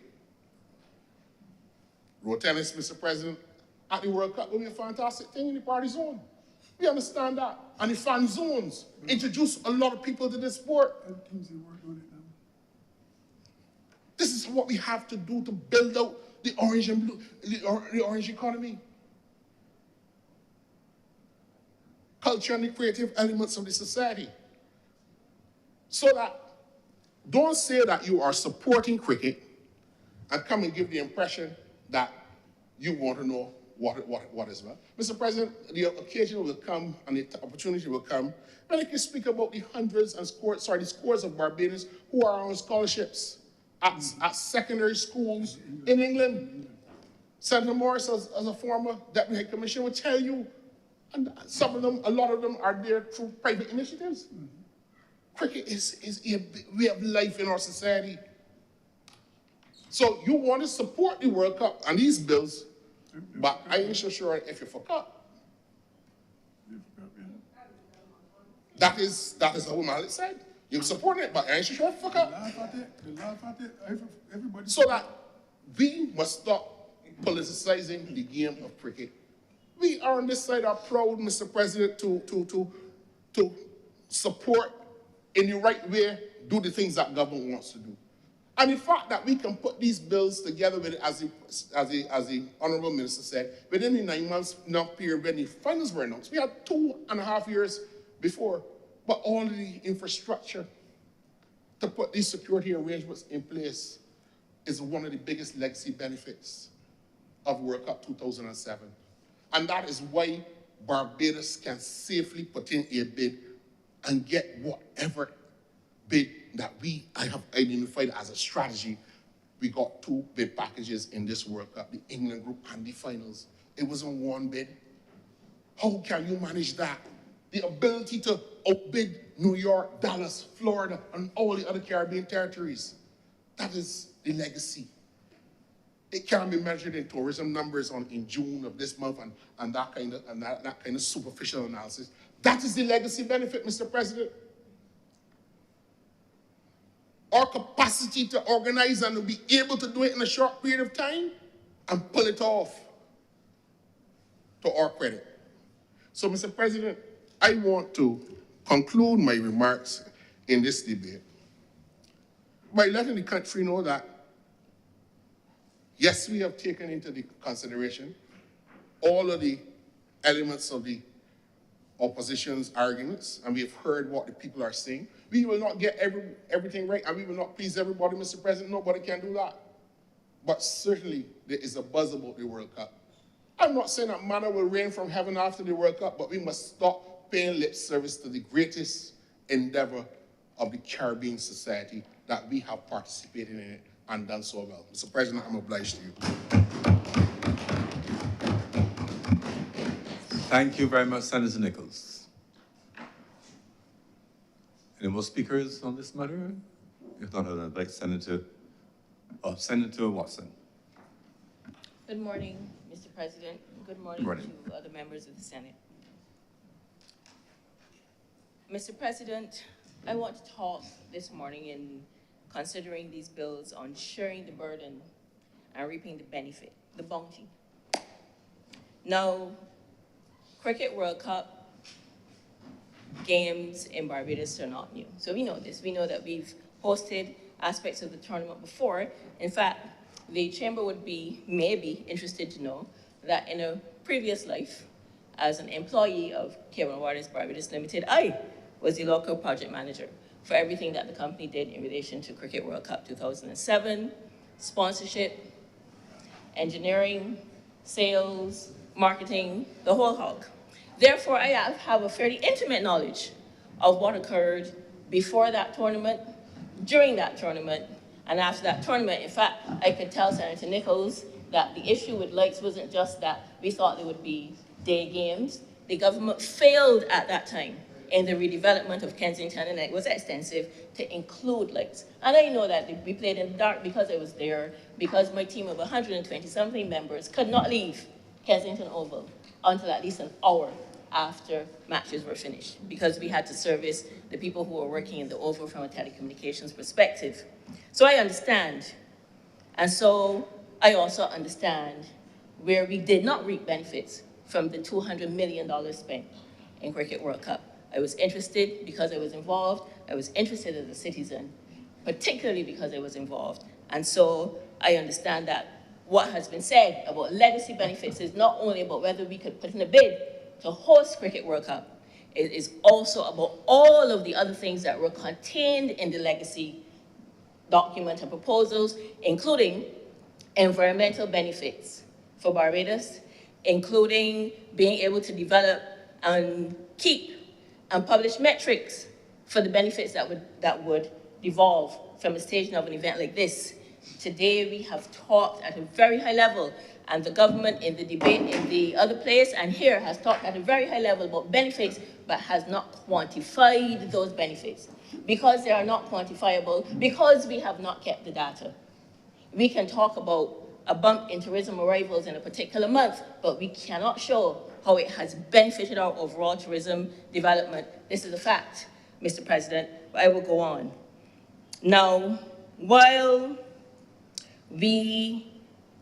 some members may only have been spectators, there are those of us having been involved that can bring a laser-like focus on the real issues that occur to Barbadians, not patting ourselves on the back as members of government because we have been able to achieve a loan and can spend some money on organize something that we've done twice before, so there's no point bragging about it. We're experts now.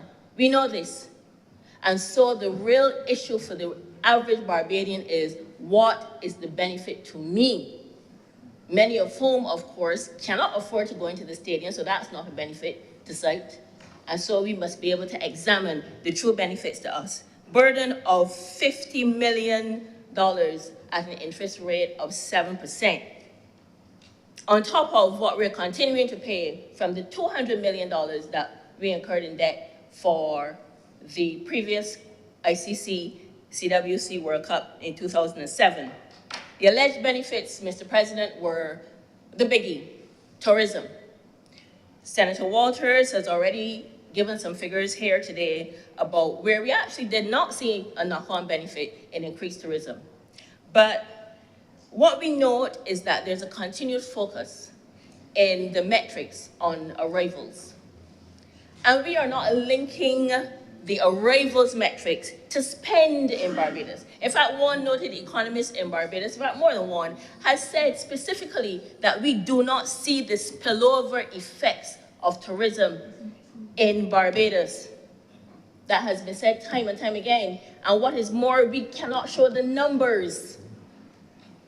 No one is reporting on what is the spend from cruise tourism. People land, they go get on a boat, they're on a boat, they come on the island, get on a plane, they're counted. We know that what they have spent for that transport is in the ticket that they paid for outside of Barbados, Mr. President. That money is not touching here. We also know, Mr. President, it's been said time and time again, that a lot of the value add for tourism happens outside of Barbados. A lot of the value add. And there are metrics that also indicate that tourism is notoriously a low earning job for most of the people who are in that sector, second only to agriculture in Barbados, Mr. President. So when we talk about this, about the increases in tourism, we know that it is short term, very short term as a matter of fact. And I dare say in Barbados today, in 2024, it will be shorter term than we normally will observe, because right after Cricket World Cup is what? Crop over. So whatever we see in July and August, we would have seen anyway. So we will not be able to rely on that. And what Barbadians are asking for, they've been asking for years, is that we develop the metrics and demonstrate to Barbadians that what we invest in tourism, when we invest this kind of money, the $50 million that we can, and tout tourism benefits, we can actually show those tourism benefits. And I'm going to reiterate, can we have the data? Can we have the data that shows the economic benefits to Barbados after Cricket World Cup 2007, beyond tourism, the tourism boost the following months? And can we see the data that shows the benefits to Barbados after the hosting of the T20 tournament in 2010? Can we see the data? The only entity that owns that data is the government of Barbados. The rest of us can't get it. There's no point in coming and telling us that there are benefits, but you cannot quantify those benefits.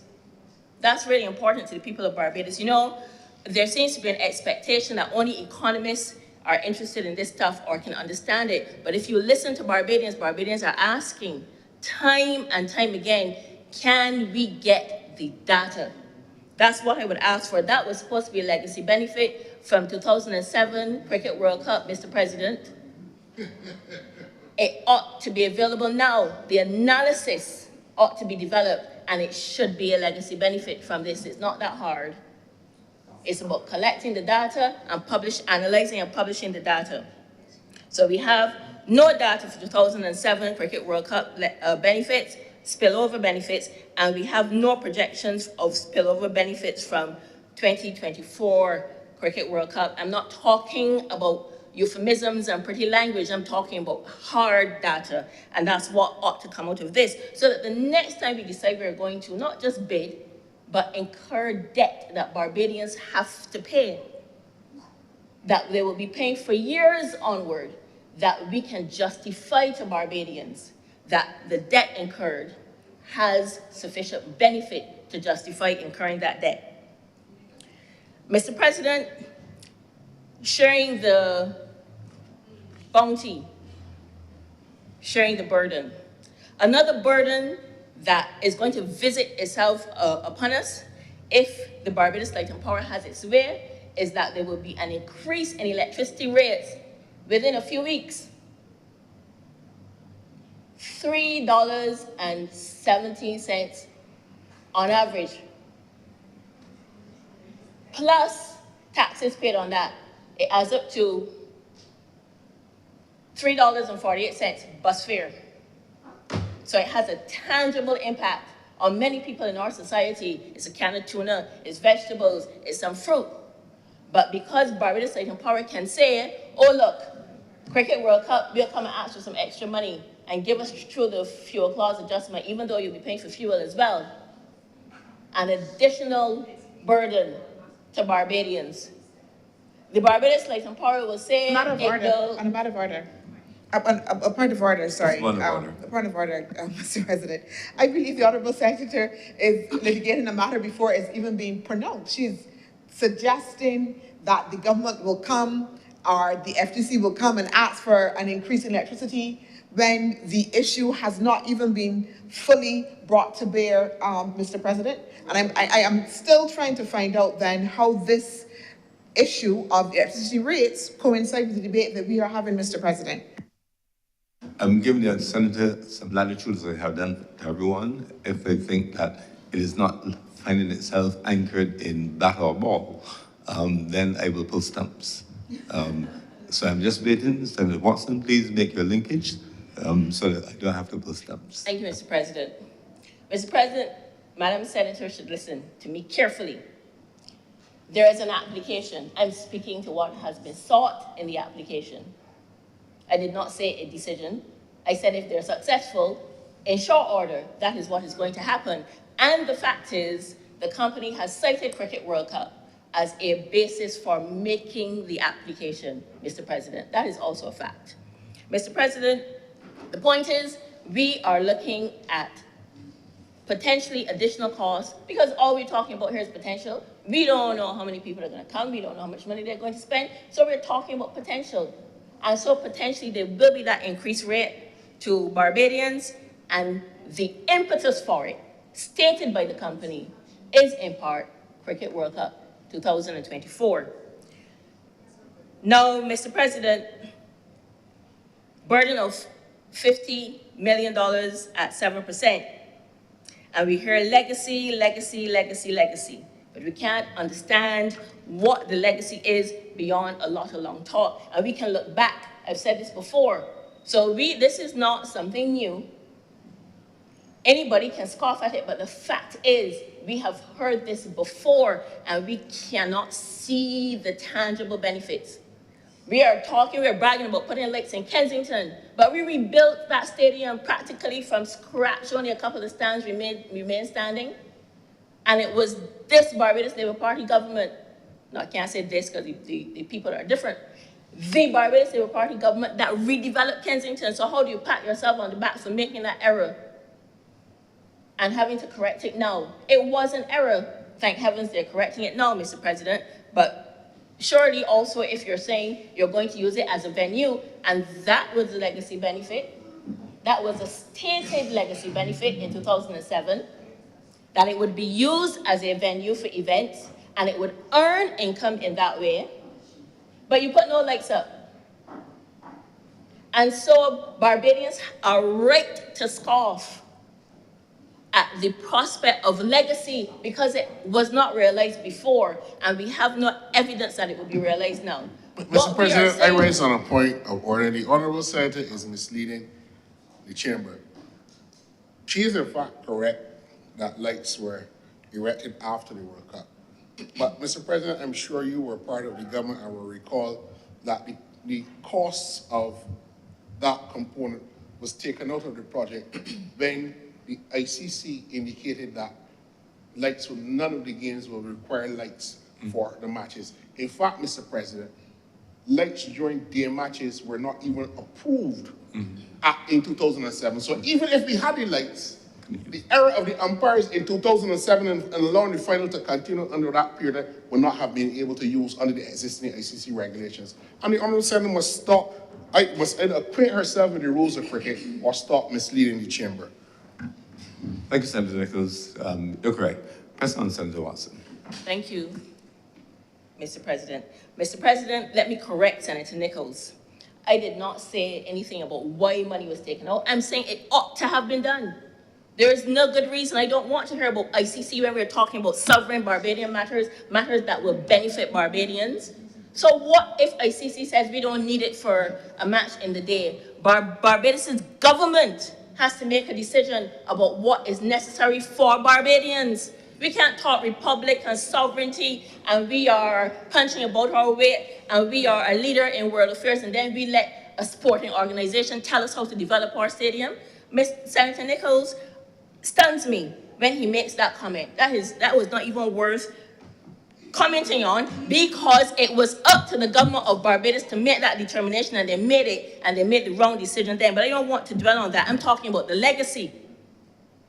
We heard about the legacy in 2005, 2006, 2007. We're hearing about it again. And what I'm saying to the government of Barbados is that the legacy must be real, and it must be appreciable. It must be measurable and measured and reported to the people of Barbados, lest you come again to put the burden of significant loans on the people to have to repaying 20 years on, and they cannot see the legacy benefits. It can't be pie in the sky stuff. Mr. President,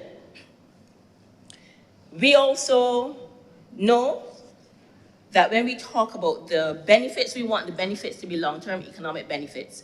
But we are staging this tournament, and the Democratic Labour Party is not opposed to staging the tournament. The Democratic Labour Party that y'all are obsessed with, that's the one. The Democratic Labour Party is concerned that when the government of Barbados comes to Barbadians and says, you have to pay the cost of this, that the Barbadians, the average fellow, can see the benefits, can stop hearing about trickle down, and can see that there are real tangible benefits to Barbadians. You know, Mr. President, Please let the senator be heard. I recognize that the members on the government side get uneasy over this issue. Uneasy. That's hysterical laughter that we hear from Senator Nichols. It comes from fear, because they cannot answer the questions that are raised by Barbadians, and they get very focused on the speaker and don't listen to the message. The message is coming from Barbadians. Barbadians are saying, what's up with this? And we hear about the excitement. We understand that on match day there's excitement, but there are a great many Barbadians, the vast majority will be sitting down in their homes saying, well, I still have to go to the supermarket. Inflation, the central bank governor pointed to it. He said it is still high, 4.8%. Every time you walk into the supermarket, week on week, prices increasing. That is reality for the people of Barbados, and they will ask this question, and nobody in the chamber can deny this. They will ask this question, how did it benefit me? What's in it for me? They will say to the government of Barbados, some of you might recognize this, what have you done for me lately? Of course the roads are supposed to be smoother, they're supposed to be fixed. That is nothing to brag about, and Cricket World Cup should not have been the impetus, because it means that we are doing it to impress people who do not belong here, who are going to come for a short period and leave, Mr. President. So when we talk about the burden of the loan, we want to understand the benefits.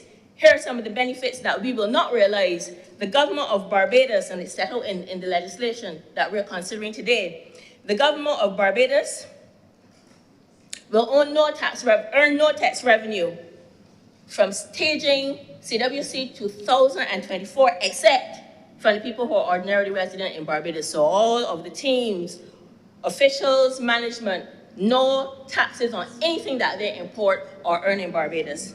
This is a fact. Barbadians will say, but why can't we earn in that way, Mr. President? This is not anything for, yes, I understand that it is an international tournament, but I am pointing out these things to point out that the benefits that Barbadians will probably be imagining we will gain are not there, they are not real. Mr. President, taxation, that is how government earns money. Government doesn't earn money from staging effect. Government earns money from tax revenues. And therefore, you should be able to draw a line between this is what we are spending and this is what we are earning. We will earn no revenue on ticket sales, Mr. President. Not importations, not ticket sales, not monies earned by anyone associated with the tournament who comes into Barbados to work. But perhaps that's ordinary, but the point is that's the reality. And Barbadians need to understand it when they assess whether there is a benefit to the cost of what we are going to spend to stage cricket, Mr. President. That is very important stuff for Barbadians to know, just so they know. On burdens, Mr. President, we have to look at the other bill that we're considering, because in the main, we have not talked about that bill. But that's the bill relating to visiting members from visiting police forces and what is extended to them.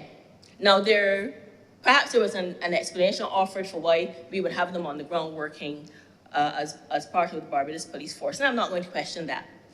What I will say is this: Barbadians need to understand that there are immunities extended to visiting members of police forces that are not members of the Barbados Police Force. Powers of arrest, Mr. President, that's serious stuff. The ability to operate exactly as Barbadian police operate. Immunity from prosecution for any criminal act. And that if they commit a tort, a civil wrong, cause injury or loss to a Barbadian, that will be treated as though the Barbados government committed that wrong. That means we, the taxpayers, will pay for any losses suffered. We can't gloss over that act because the act is a very serious one, perhaps necessary, but we need to understand the implications for the people of Barbados so that Barbadians need to also understand how these people will work on the ground. How do we identify them? Because we will be looking for our police to be in a Barbados police uniform or to have identification. But when someone flashes other identification at you, Barbadians will say, well, who's you? You can't tell me nothing. And Barbadians I'm saying this because Barbadians need to understand. This legislation is not unusual. Mr. President, I raise on a point of order. What's the point of order? The Honorable Senator is misleading the chamber. The legislation is not intended for foreign police to patrol the streets, to be flashing badges to stop Barbadians from intercepting Barbadians as they move, or people generally. This is an international World Cup, Mr. President. We have people from all over the world, and we must recognize that there is an international criminal threat. And the only way we can be able to effectively police those threats and secure the safety of everybody here is if we work with our partners. Impacts Barbados and all of the other policing agencies and state agencies that work. The Barbados Police Service cannot by itself keep the entirety of the people coming to the World Cup safe without collaboration from international forces who have to work in Barbados. So to give the impression that you will see a policeman from New Zealand or India or anywhere flashing a badge telling Barbadians and directing traffic is an unfortunate implication that is being intentionally drawn by the Senator to mislead the chamber, Mr. President. Yes, Senator Watson. Mr. President, Senator Nichols probably feels aggrieved that he did not spend a little time on this bill, that being what is before the chamber and not the development of cricket. I shall read the provisions for Senator Nichols' edification so that he understands precisely what the Act says. It says at clause 7(1), any member of a visiting police force who is sent to Barbados to perform police duties similar to duties performed by him in his state during Cricket World Cup 2004 shall, while on duty in Barbados, perform the same duties under and in accordance with the directions of the Commissioner in the same manner and in all respects as if he were a member of the public service. I shall go on that there is no restriction, Mr. President. That is the point, and Senator Nichols would understand that. In suggesting that I am misleading the chamber, he is misleading the chamber. Subsection 2, Mr. President, subject to this act, members of a visiting police force shall have the same rights, powers, privileges, and immunities as are conferred by law on members of the police service as may be necessary for performance of their duties. There is no delineation of those duties, no prescription, no restriction. That means that they could be asked to do any duty that is performed by a member of the Barbados Police Service. That is a fact. And what I'm saying, because members of the chamber, not the independent senators listen, the government senators don't listen. They sit poised to interrupt. What is important? Senator Watson, you can't go there. You're not in a position to determine who listens and who doesn't listen. It reflects negatively on the honorable members of the Honorable Senate, and you will withdraw that comment and move on. I would apologize, Mr. President. Yes, ma'am. Mr. President, Senator Nichols is wrong. I just read it. That is indisputable. What is important is that Barbadians understand that this will come into law and they will be subject to it. It existed before. It is not new. We did this for 2007. What I'm saying is that a lot of people will not understand how it will operate, and they have to be told how it will operate.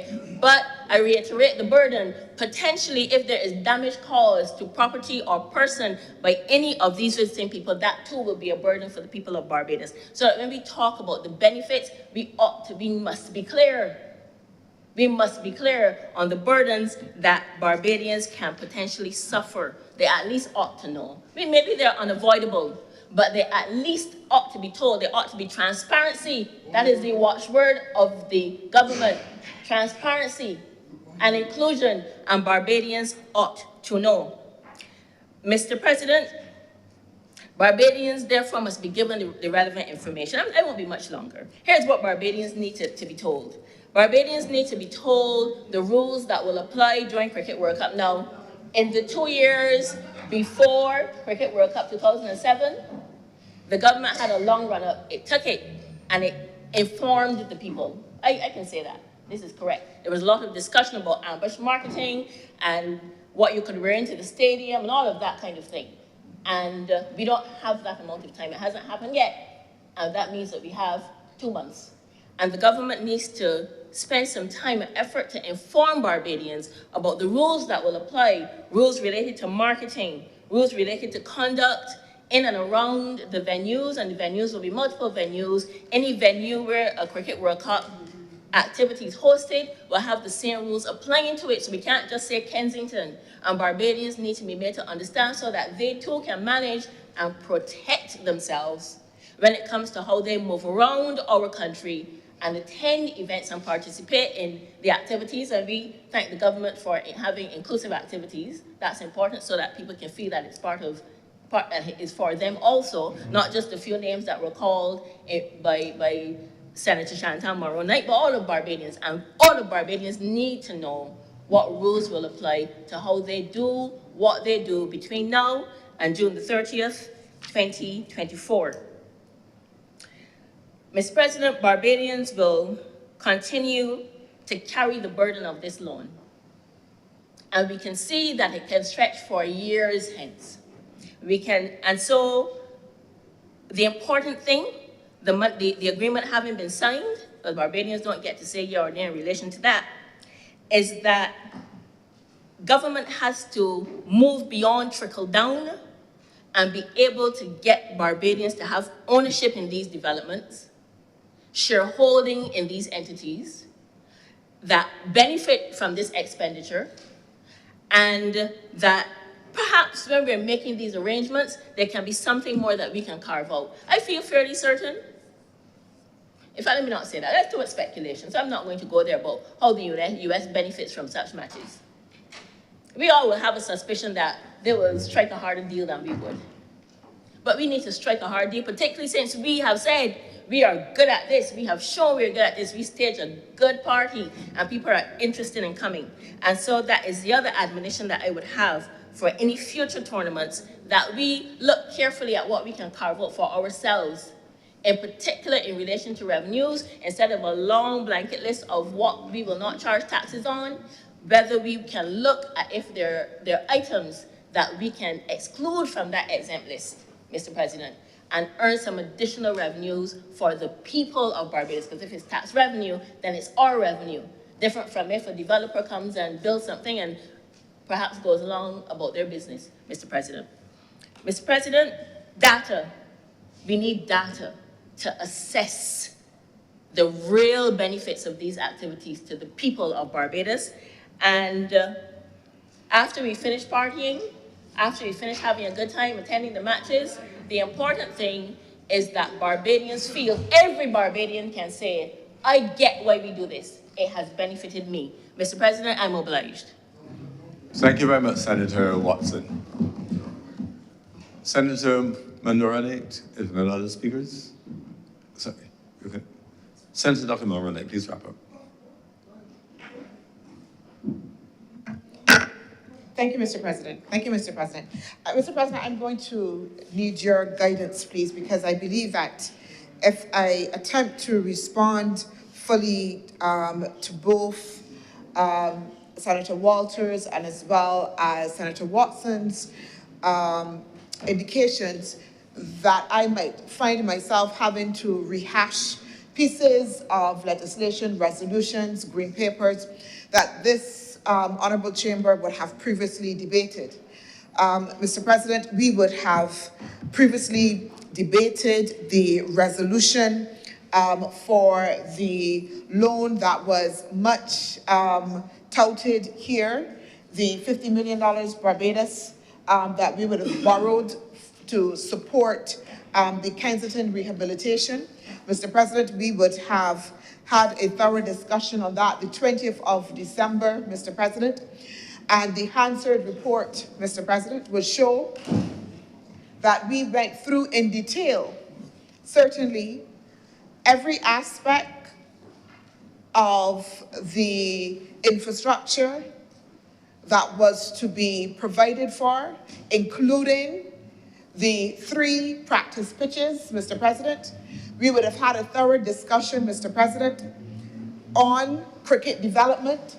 Senator Gregory Nichols would have, again, as he has had to do again, and I want to encourage, Mr. President, my fellow senators, as they would suggest that some are not listening, perhaps they need to do some more thorough research and read the Hansard and reflect on the fact that we would have had serious debates on these matters previously. Mr. President, as usual, and perhaps as is the practice of the leader, we would see that the chamber becomes empty of the opposition members, Mr. President. Once a response is to be given.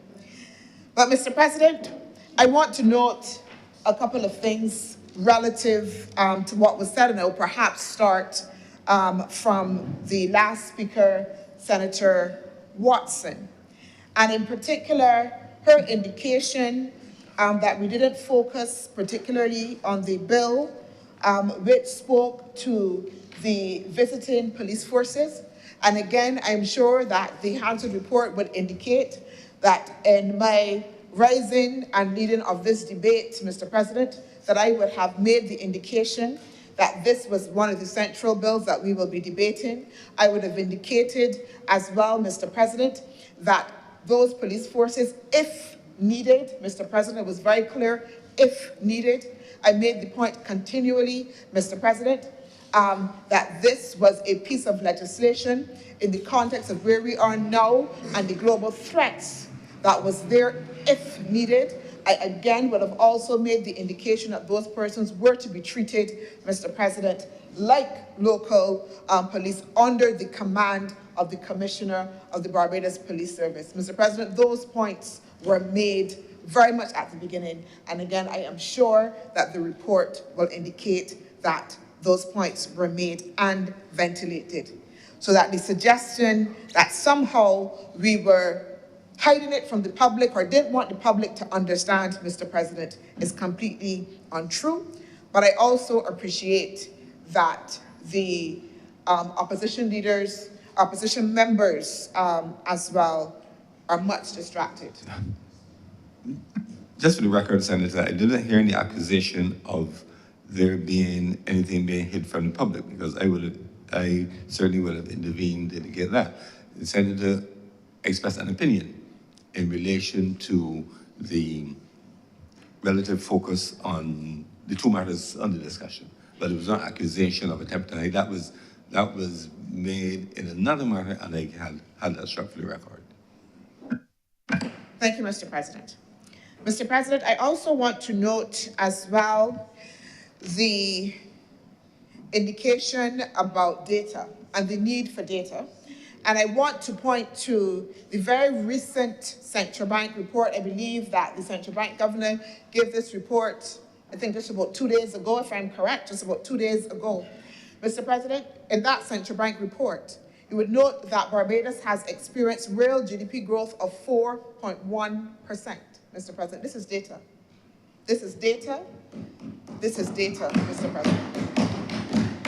Mr. President, in fact, the Central Bank report, again, data shows that real GDP growth of 1.4% was driven largely in part, not in part, because I want to make sure that I read. It says tourism led the economic expansion during the first quarter of 2024 that increased airlift capacity and promotional initiatives helped to achieve record levels, Mr. President, because I did hear one of the honorable senators indicate that one of the legacies is that we have failed, Mr. President, to increase airlift and tourism.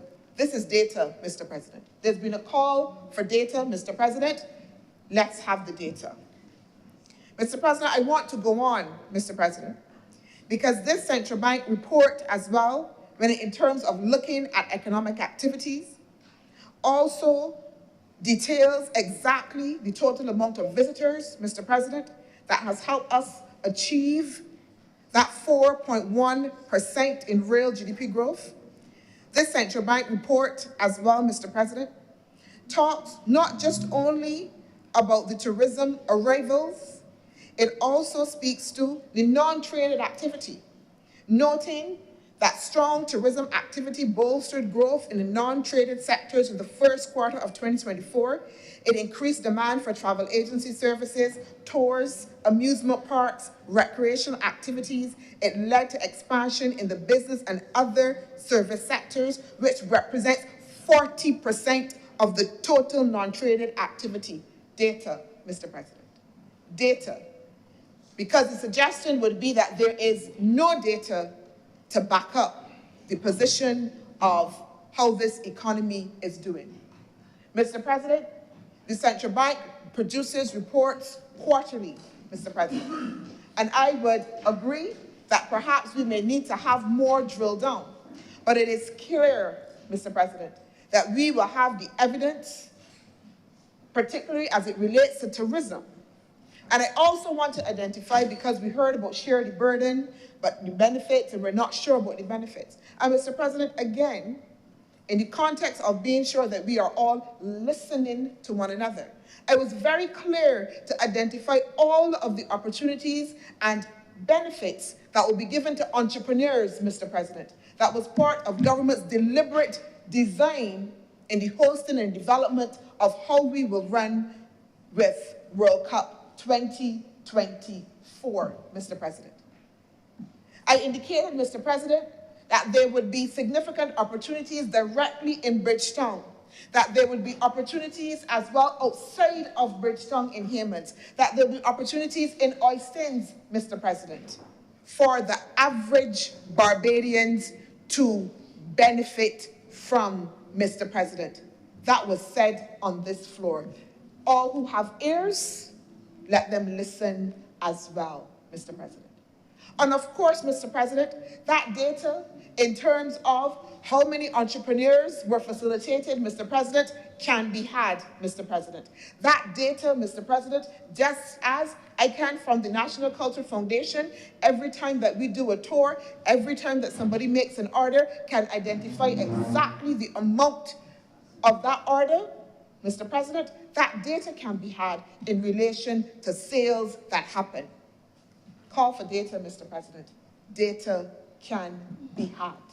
The benefits, Mr. President, to the average Barbadian in terms of the hosting of this World Cup 2024 is not shrouded, Mr. President, in any big layer of secrecy, Mr. President.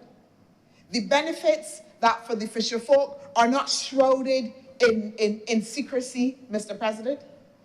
The fisher folk The people who ply their trade at Oistins can let you know immediately if they have seen increased sales, Mr. President. That is data too. They will let you know, Mr. President. The people that sell the balloons and the sweets and stuff on the road, Mr. President, can know and feel, Mr. President, if they have had increased sales. That is part of the data too as well, Mr. President.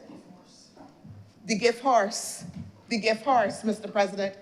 They continually want to kick the gift horse, Mr. President, in the mouth. They support, but show the data. They support, Mr. President, but we're not sure we're going to see the benefits, Mr. President. They support, Mr. President, yes, we agree. But we got to look at the interest payments, Mr. President, on the debt. The interest payments, Mr. President, that help to refurbish Kensington Oval. And Mr. President, I want to also state, and again, I seek your guidance because I will be referring to something that I had to raise in another debate on this matter, again, of the loan. Because, Mr. President, I had pointed out in that debate, and again, the Hansard report will show, that that investment will be returned.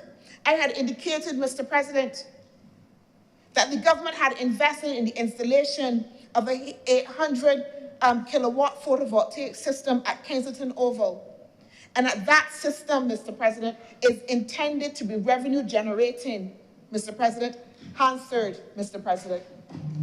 I also at that time indicated that Kensington Oval was also going to be undertaking additional initiatives, including working with the University of the West Indies and cricket legends to see an expansion of tours, including Marble Cricket Tour, Mr. President, which has already started. I spoke, Mr. President, as well to the fact that Comey, Mr. President, is working on a grant. Actually, the grant was approved. At that time, it was not, but it was approved from the Caribbean Development Bank to examine the feasibility of leveraging the brand to sell cricket-based goods and services globally that are produced by micro, small, and medium-sized enterprises. I spoke to the fact that Comey right now is looking and developing a plan to sell the naming rights of Kensington. I spoke about the fact that Comey is looking to see if we can use AI and the universe, the metaverse, Mr. President, to develop a game for Kensington and the enhanced efforts into marketing, Mr. President. That was in a previous debate. There was a previous debate, Mr. President, in here on the Green Paper on the sports policy, in which, again, we had a long discussion about cricket development because cricket was one of the areas that was prioritized for development along with road tennis. And that Green Paper, Mr. President, if we would all remember, identified cricket as a tourism potential for sports, Mr. President. It looked at cricket and IT, sports development and IT, Mr. President. It looked at all facets, even in terms of human resource potential, the human resource buildup that we need, Mr. President. It was the Democratic Labour Party that criticized the government in the estimates for indicating that we will have mini stadia throughout this country. The leader of the opposition said we don't need no mini stadia, but yet no, we have the other chamber. And that was a previous debate, Mr. President, that we had in here on those issues. So again, to be raising the issues, Mr. President, I find is unfortunate. Like I said, I would understand because I could understand right now they're a little bit distracted, Mr. President. But we've had those debates. We've had those debates fully ventilated on the future of cricket development, what was happening at the school level, Mr. President. We had the debate in here. We talked about the fact, and I went back to my own speech, that as part of the development here for Kensington, that we will have drop-in pitches, Mr. President. And that is not happening now, but that is part of the development and the long-term rollout that this government has for the vision of cricket, Mr. President. Mr. President, I was present at a meeting with Comey and the BCA, where in the context of discussion about the repayment of the loan, as the Honourable Senator Nichols has had to indicate, Mr. President, that one of the things that had to be done was a plan for cricket development by the BCA, and that was the basis upon which the continued investment by government would be made, because we understood as a government, and the Prime Minister challenged the BCA to ask them, what is your plan for the development of young cricketers? And that is why, Mr. President, you have the Ministry of Youth and Sports and Community Empowerment developing a plan for cricket coaches that is now being undertaken and rolled out in community to encourage the resuscitation of cricket at the community level, Mr. President. That is happening, and again, discussed in this honorable chamber. Again, so that the honorable members for the opposition side, Mr. President, please, Mr. President, please, Mr. President, I'm going to ask them, to give them a blight this time. Mr. President, I refuse to jump up on my feet because I said, okay, they're distracted. But I want to encourage them to make sure that before that they bring these pluralist arguments in this place, in this honorable chamber, that they recall, Mr. President, the debates that we have had in here. And it is unfortunate that I have been forced to spend the time of the honorable chamber referring to previous debates that we would have made, previous points that we would have made in respect of these matters, Mr. President. Mr. President, I want to ensure the Honorable Senator Christopher Maynard, in respect of his entreaty in relation to culture and heritage and the protection of culture and heritage. As the Honorable Senator would have indicated, the Physical Development Plan has an extensive section on culture and heritage, has an extensive section on how we would make sure that in the rollout of physical development plans in the future and approvals, that we would make sure that we seek to protect those areas. The Division of Culture is working very closely, again, as Senator Maynard would have alluded to, with all of those agencies that are so charged to be able to do so, to make sure that we work together collaboratively to make sure that we can protect those areas. The Division of Culture is, again, looking at legislation. We're now very in the early stages. We will be establishing a committee, again, bringing all of those agencies together in order to look at the rollout of the legislation to actually give tooth to the protection and also the process that is to happen when things like skeletal remains are found on various sites. But, Mr. President, it is on top of mind, and I want to thank the Honourable Senator for bringing the issue and making sure that we are sensitized to it, because it is extremely important. Our legacy is about culture and heritage as well. Mr. President, there was some discussion, again, about the long-term economic benefits, Mr. President. I will close shortly because I said I believe that all of the issues were either previously ventilated in other debates as well. But just to be able to say, Mr. President, it is about how we measure as well long-term economic benefits for this. The government of Barbados, recognizing that crop over will be happening immediately or after we've had Cricket World Cup. If you look at the marketing that has been taking place, we have been marketing the synergy between the two, telling people you come for World Cup but stay for crop over, Mr. President, offering packages so that we encourage those to either come back or as they travel around to the various islands, make sure they come back to Barbados here to participate in an activity. Mr. President, there is also as well, and I agree that we have to be able to measure, because it is something about the tourists who visit that may come for cricket, but come here in 2024, but because they love the island so bad, will come back in 2025, Mr. President. Barbados has the highest visitor repeat rate in the world. And the leader of government business is telling me that Barbados has the highest rate, what did you say, of repeat tourism rates in the world, Mr. President.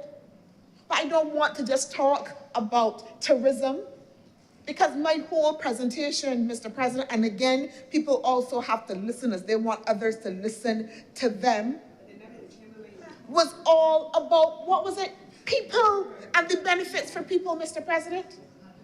It was about the benefits for people and for the ordinary Barbadian, and that is the long-term, that is the long-term benefit, that is the legacy benefit, Mr. President, that this country will have from Cricket World Cup, Mr. President. That is the legacy benefit that we will have. Yes, Mr. President, it is the investment in cricket. And that is why we are doing Kensington Oval. That is why we will do the drop-in pictures, Mr. President. That's why we have the multiple different types of covers. I'm not an expert, so I can't remember all the different, I think we got 2 different types. Her Mr. Say, God got 2 different types of covers to be able to facilitate. Making sure that we will have a facility where we can do indoor cricket, Mr. President. That is also part of the roles and part of the longer-term development of Kensington. So that is there, Mr. President. The data is there that they asked for. The data is there. The benefits for the average man, that is there, Mr. President. Are we still going to butt? Are we still going to butt, Mr. President? Are we still going to butt? Is this government saying that in our efforts, we may have covered 100% of everything? No. But this government is saying is that it is making and has made every single effort to ensure, Mr. President, that it is deliberate design that we have as much as possible made sure that we have attended, one, to the inclusion of people. And as I talk about the inclusion of people, I also want to recall that there was the issue of vendors, Mr. President, being relocated. And again, you know, it's unfortunate how people like to string things together and pull strands from here that are not related. Mr. President, the vendors that were moved were vendors that were moved from the bus terminal, Mr. President, in town. The Granville-Williams bus terminal, Mr. President. Because there was reports that the bus terminal was leaking, Mr. President. So for everybody's safety, we had to move the vendors, Mr. President. We didn't close them. It had nothing to do with the World Cup. The roof was leaking. And already we have said, as soon as the repairs are completed, those vendors will be returned to their place, Mr. President. Nothing to do with World Cup, Mr. President. But we can hear the big hullabaloo, remove vendors, Mr. President, as a scare tactic, as to be able to fool the public, Mr. President. Mr. President, as I close, I want to close where I started. Because again, there are some of us, when we talk about data, we talk about economic benefits, that are not able to see anything else. And the economic benefits are important. But I want to suggest, Mr. President, again, that there is a national pride, that there is a holding back of the shoulders and a raising of the head that will do something to the Barbadian psyche, Mr. President. From us being able to say to the world that we will host the best World Cup there is, that we can, Mr. President. There is something that will happen, Mr. President, to the little boy that is intended to have a career in cricket, when he feels that he can be proud that his country, that the little 2x6 place where he comes from, and the community is the one, Mr. President, that is lauded. Mr. President, is the one that put the best foot forward in the hosting of this Cricket World Cup, Mr. President, and that is legacy. That is a legacy that we cannot buy or pay for. Because once we have that, once we are able to inculcate that sense of pride, that rallying, Mr. President, then we have a Barbadian that remembers, Mr. President, that remembers that journey from struggle to resilience, Mr. President. That we have that Barbadian who remembers that they will be able to overcome. And that is something, Mr. President, you cannot buy, Mr. President. You cannot put a price on. It is those intangible things, Mr. President. Legacy things. And there are some things that a government has to do, Mr. President. And that the benefits may not always, in this case they will, but they may not always be seen up front in the short term.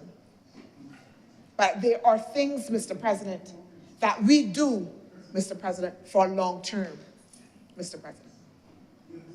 Mr. President, again, I am fully in support of this bill, in support of the Barbados government's effort to ensure that we host World Cup 2024, in full support of government's efforts to ensure that ordinary Barbadians can benefit, in full support of government's effort to ensure, Mr. President, that we can say to the Barbadian public who driving on the roads, Mr. President, to the entrepreneurs, Mr. President, that they will see benefits, Mr. President, from Cricket World Cup 2024. Mr. President, I beg that this bill be read a second time.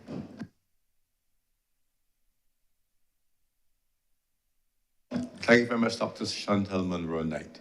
The question is that this bill be read a second time. The honourable senators in favour, please say aye. Those against, please say no. Methinks the ayes have it. Mr. President, I beg that Your Honour now leave the chamber and the chamber be dissolved into committee for further consideration of this bill. Leave the chair. Sorry. The question is that I do not leave the chair and the Honourable Senate dissolve itself in the committee for further consideration of this bill. Will all honourable senators in favour please say aye. Aye. Those against please say no. Methinks the ayes have it.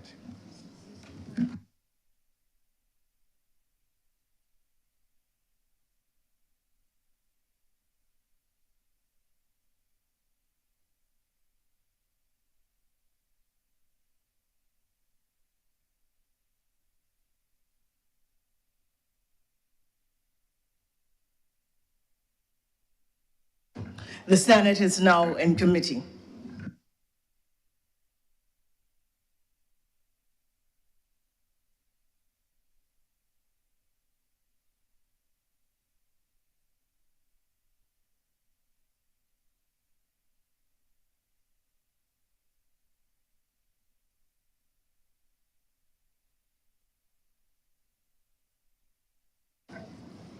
Madam Chair, permission to call in parts, please.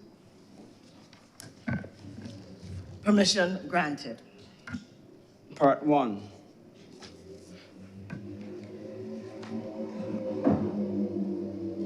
Madam Chair, as we consider part 1, I want to note that I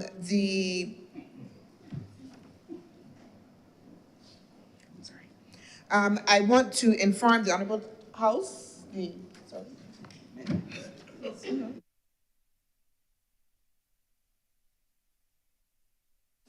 President, Madam Chair, I want to make an amendment, to move an amendment to part 1, where clause 3 previously was deleted from part 2 and is now to be inserted under part 1.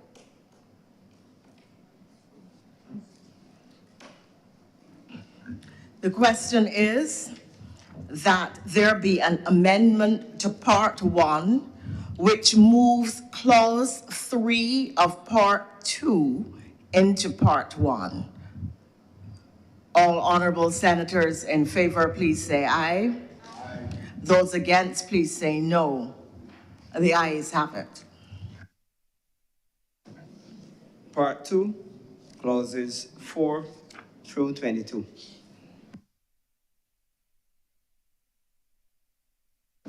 Madam Chair, I do beg that part 2, clauses 4 to 22 stand part. The question is that part 2, clauses 4 through 22 do now stand part. Will all honourable senators in favour please say aye? Aye. Those against, would you please say no? The ayes have it. Part 3, clauses 23 through 26.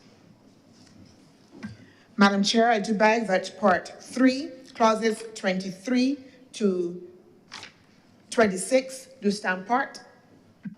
The question is that parts 23 through 26 of clause 2, 3 do now stand part. All honorable senators in favor, please say aye. Aye. All those against, would you please say no? The ayes have it. Part 4, clauses 27 through 38. Madam Chair, I do beg that Part 4, clauses 27 to 38 do stand part. The question is that part 4, clauses 27 through 28 do now stand, 38. Part 4, clauses 27 through 38 do now stand part. All honorable senators in favor, please say aye. Aye. Those against, please say no. The ayes have it.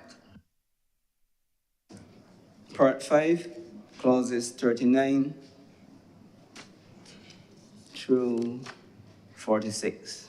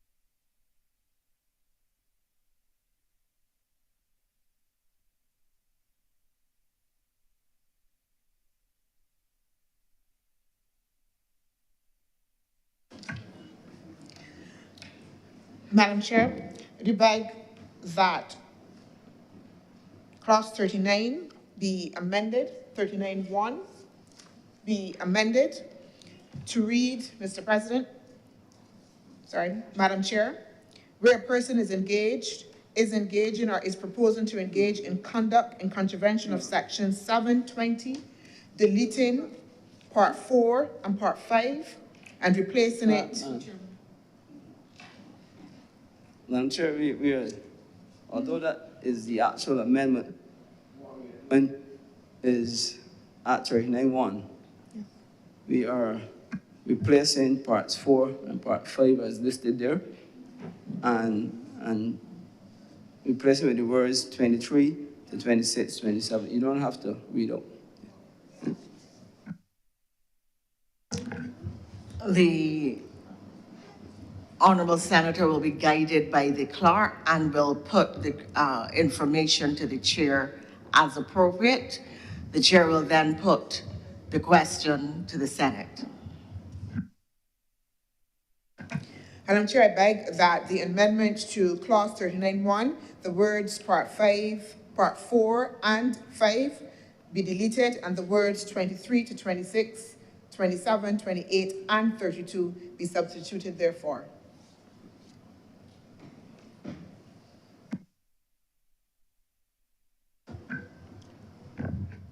Question is that the words part 4 and 5 be deleted, that 23, 26, 27, and 32 substituted therefore.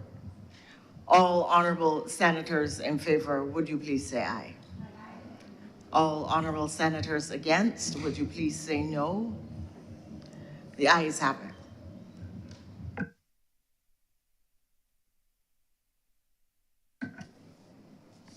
So part 6, which is a new part is inserted, and the senator would move the amendment, but it incorporates clauses 47 through to 51. Madam Chair, I beg that clauses 47 to 51, originally in part 5, under the heading Remedies, have now been replaced under a new part 6 with the heading Miscellaneous.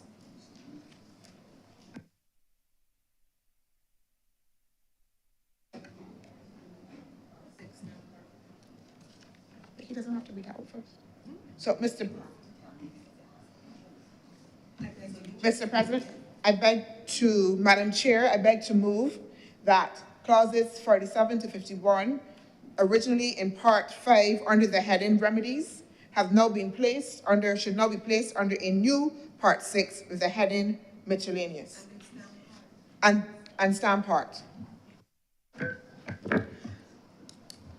Question is that an amendment do now stand part, and that amendment is that sections 47 to 51 under Remedies be moved into a new part 6 to be titled Miscellaneous. All those in favor, please say aye. Aye. Those against, please say no. The ayes have it. First schedule. Madam Chair, I beg that the first schedule be the first schedule to the bill. The question is that the first schedule be now the schedule to the bill. All honorable senators in favor, please say aye. Those against, would you please say no? The ayes have it. The second schedule. Madam Chair, I beg that the second schedule be the second schedule to the bill. The question is that the second schedule be now the second schedule to the bill. All honorable senators in favor, please say aye. Aye. All honorable senators against, would you please say no? The ayes have it. Report.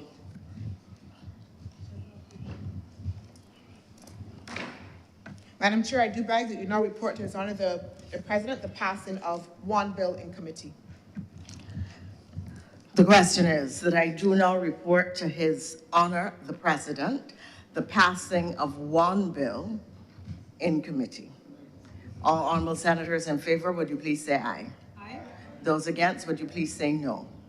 The ayes have it.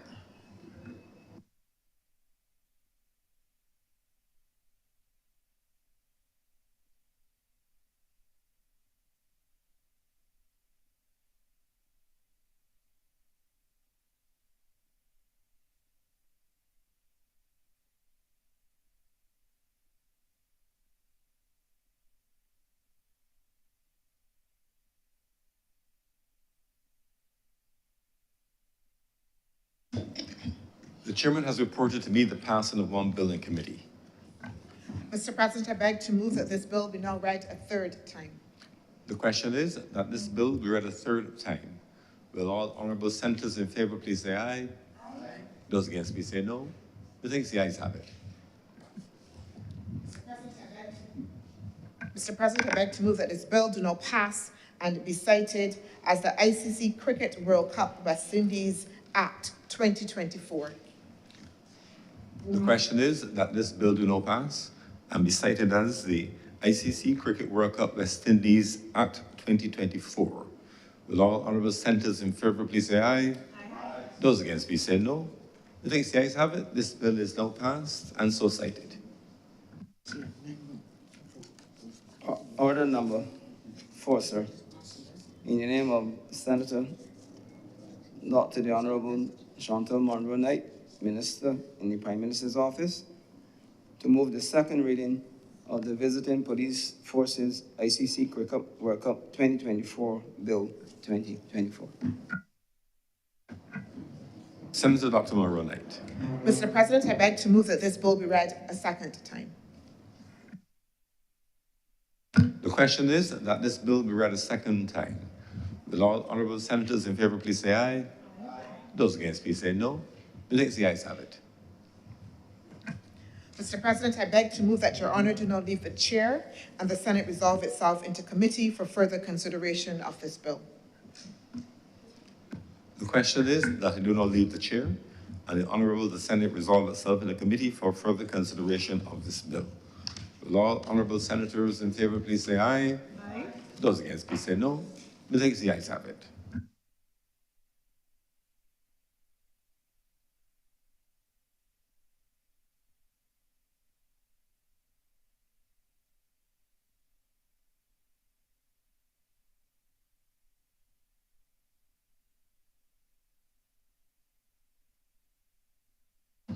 The Senate is now in committee.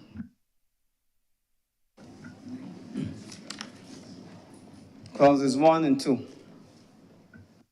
Madam President, I beg to move that clauses 1 and 2 do now stand part. The question is that clauses 1 and 2 do now stand part. Will all honorable senators in favor please say aye? Aye. Honorable senators against, please say no. The ayes have it. Clauses 3 through 6. Madam Chair, I beg to move that clauses 3 through 6 stand part. The question is that clauses 3 through 6 do now stand part. Will all honorable senators in favor please say aye? Aye. Those against, would you please say no? The ayes have it. Clauses 7 and 8. Madam Chair, I beg to move that clauses 7 and 8 do now stand part. The question is that clauses 7 and 8 do now stand part. Will all honorable senators in favor please say aye? Aye. Those against, would you please say no? The ayes have it. Clauses 9 through 12. Madam Chair, I do beg that clauses 9 through 12 do now stand part. The question is that clauses 9 through 12 do now stand part. Will all honorable senators in favor please say aye? Aye. Those against, would you please say no? The ayes have it. Clauses 13 through 17. Madam Chair, I do beg that clauses 13 through 17 do now stand part. The question is that clauses 13 through 17 do now stand part. Will all honorable senators in favor please say aye? Aye. Those against, would you please say no? The ayes have it. Clauses 18 through 21. Madam Chair, I do beg that clauses 18 through 21 do stand part. The question is that clauses 18 to 21 do now stand part. Will all honorable senators in favor please say aye? Those against, would you please say no? The ayes have it. Clauses 22 through 24. Madam Chair, I do beg that clauses 22 through 24 do now stand part. The question is that clauses 22 through 24 do now stand part. Will all honorable senators in favor please say aye? Aye. Those against, would you please say no? The ayes have it. Schedule. Madam Chair, I do beg that the schedule be the schedule to the bill. The question is that the schedule be now the schedule to the bill. Will all honorable senators in favor please say aye? Those against, would you please say no? The ayes have it. Report. Madam Chair, I beg to move that you do not report to His Honor the President the passing of one bill in committee. The question is that I do now report to His Honor the President the passing of one bill in committee. Will all honorable senators in favor please say aye? Those against, would you please say no? The ayes have it.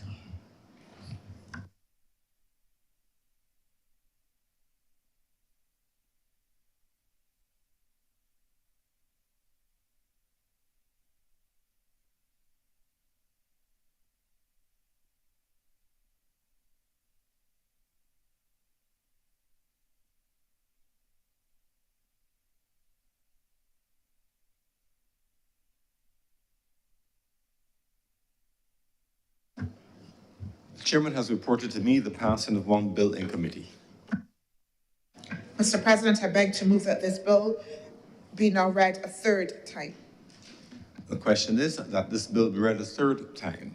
Will all honorable senators in favor please say aye? Aye. Those against please say no. Methinks the ayes have it. Mr. President, I beg to move that this bill do not pass and be cited as the Visiting Police Forces ICC Cricket World Cup to 2024 Act 2024. The question is that this bill do not pass and be cited as the Visiting Police Forces ICC Cricket World Cup 2024 Act 2024. Will all honorable senators in favor please say aye? Aye. Those against please say no. Methinks the ayes have it. This bill is now passed and so cited.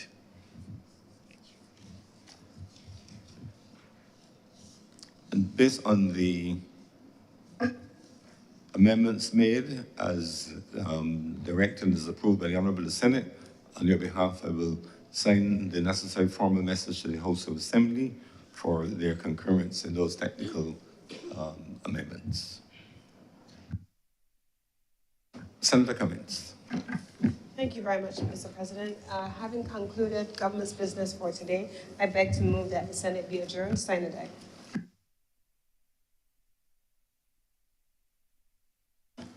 The question is that the Senate be now adjourned sine die. Will all honorable senators in favor please say aye? Aye. Those against please say no. The ayes have it. Senate now stands adjourned sine die.